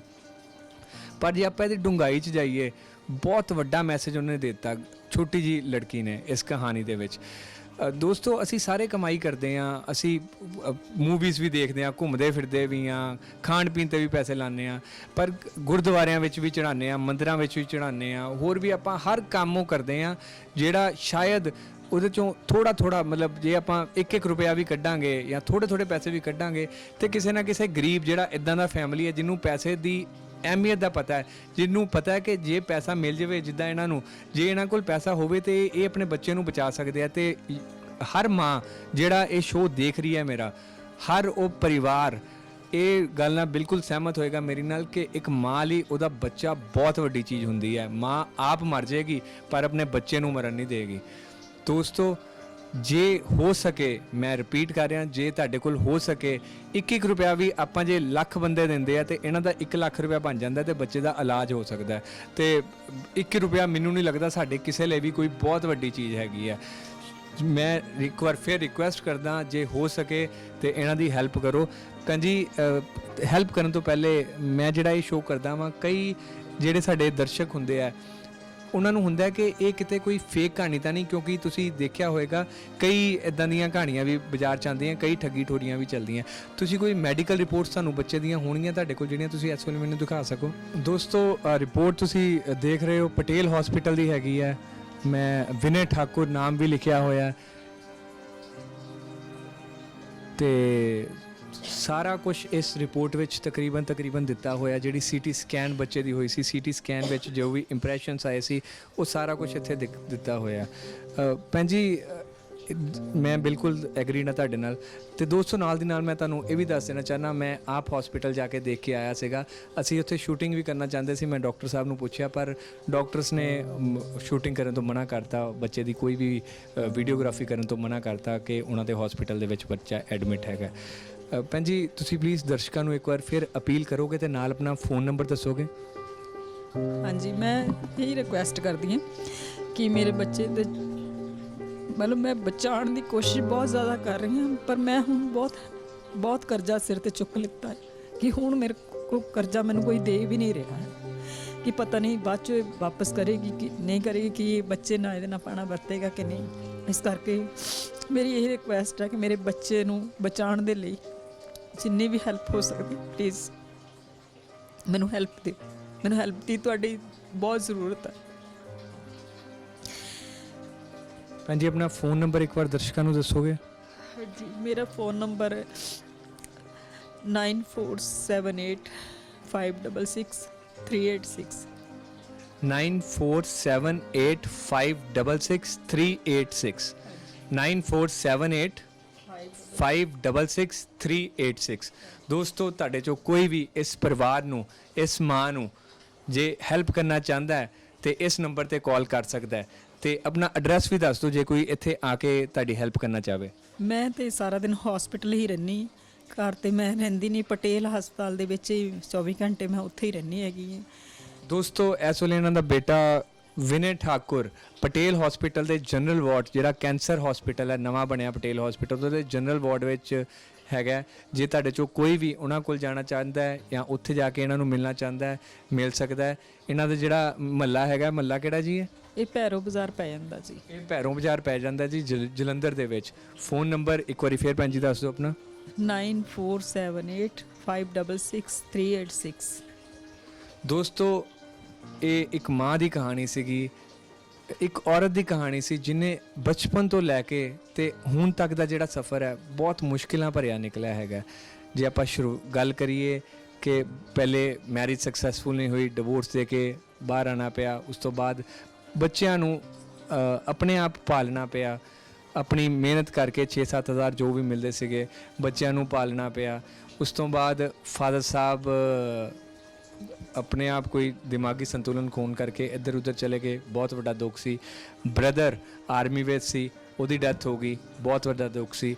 ਮਾਂ ਇਸ ਔਰਤ ਦੀ ਜਿਹਨੂੰ ਕੈਂਸਰ ਹੋ ਗਿਆ ਸੀ ਕੁਝ ਸਾਲ ਪਹਿਲੇ, 2 ਸਾਲ ਪਹਿਲੇ, ਉਹ ਵੀ ਚਲੇ ਗਏ।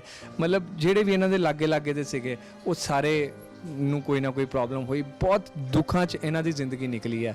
ਤੇ ਹੁਣ ਜਿਹੜਾ ਸਭ ਤੋਂ ਵੱਡਾ ਦੁੱਖ ਇੱਕ ਮਾਂ ਲਈ ਹੋ ਸਕਦਾ, ਉਹਦਾ ਬੇਟਾ ਬਿਮਾਰ ਹੋ ਗਿਆ, ਕੈਂਸਰ ਉਹਨੂੰ ਹੋ ਚੁੱਕਾ ਹੈ ਤੇ ਪੈਸਾ ਬਹੁਤ ਲੱਗ ਰਿਹਾ ਤੇ ਪੈਸੇ ਇਸ ਮਾਂ ਕੋਲ ਹੈ ਨਹੀਂ।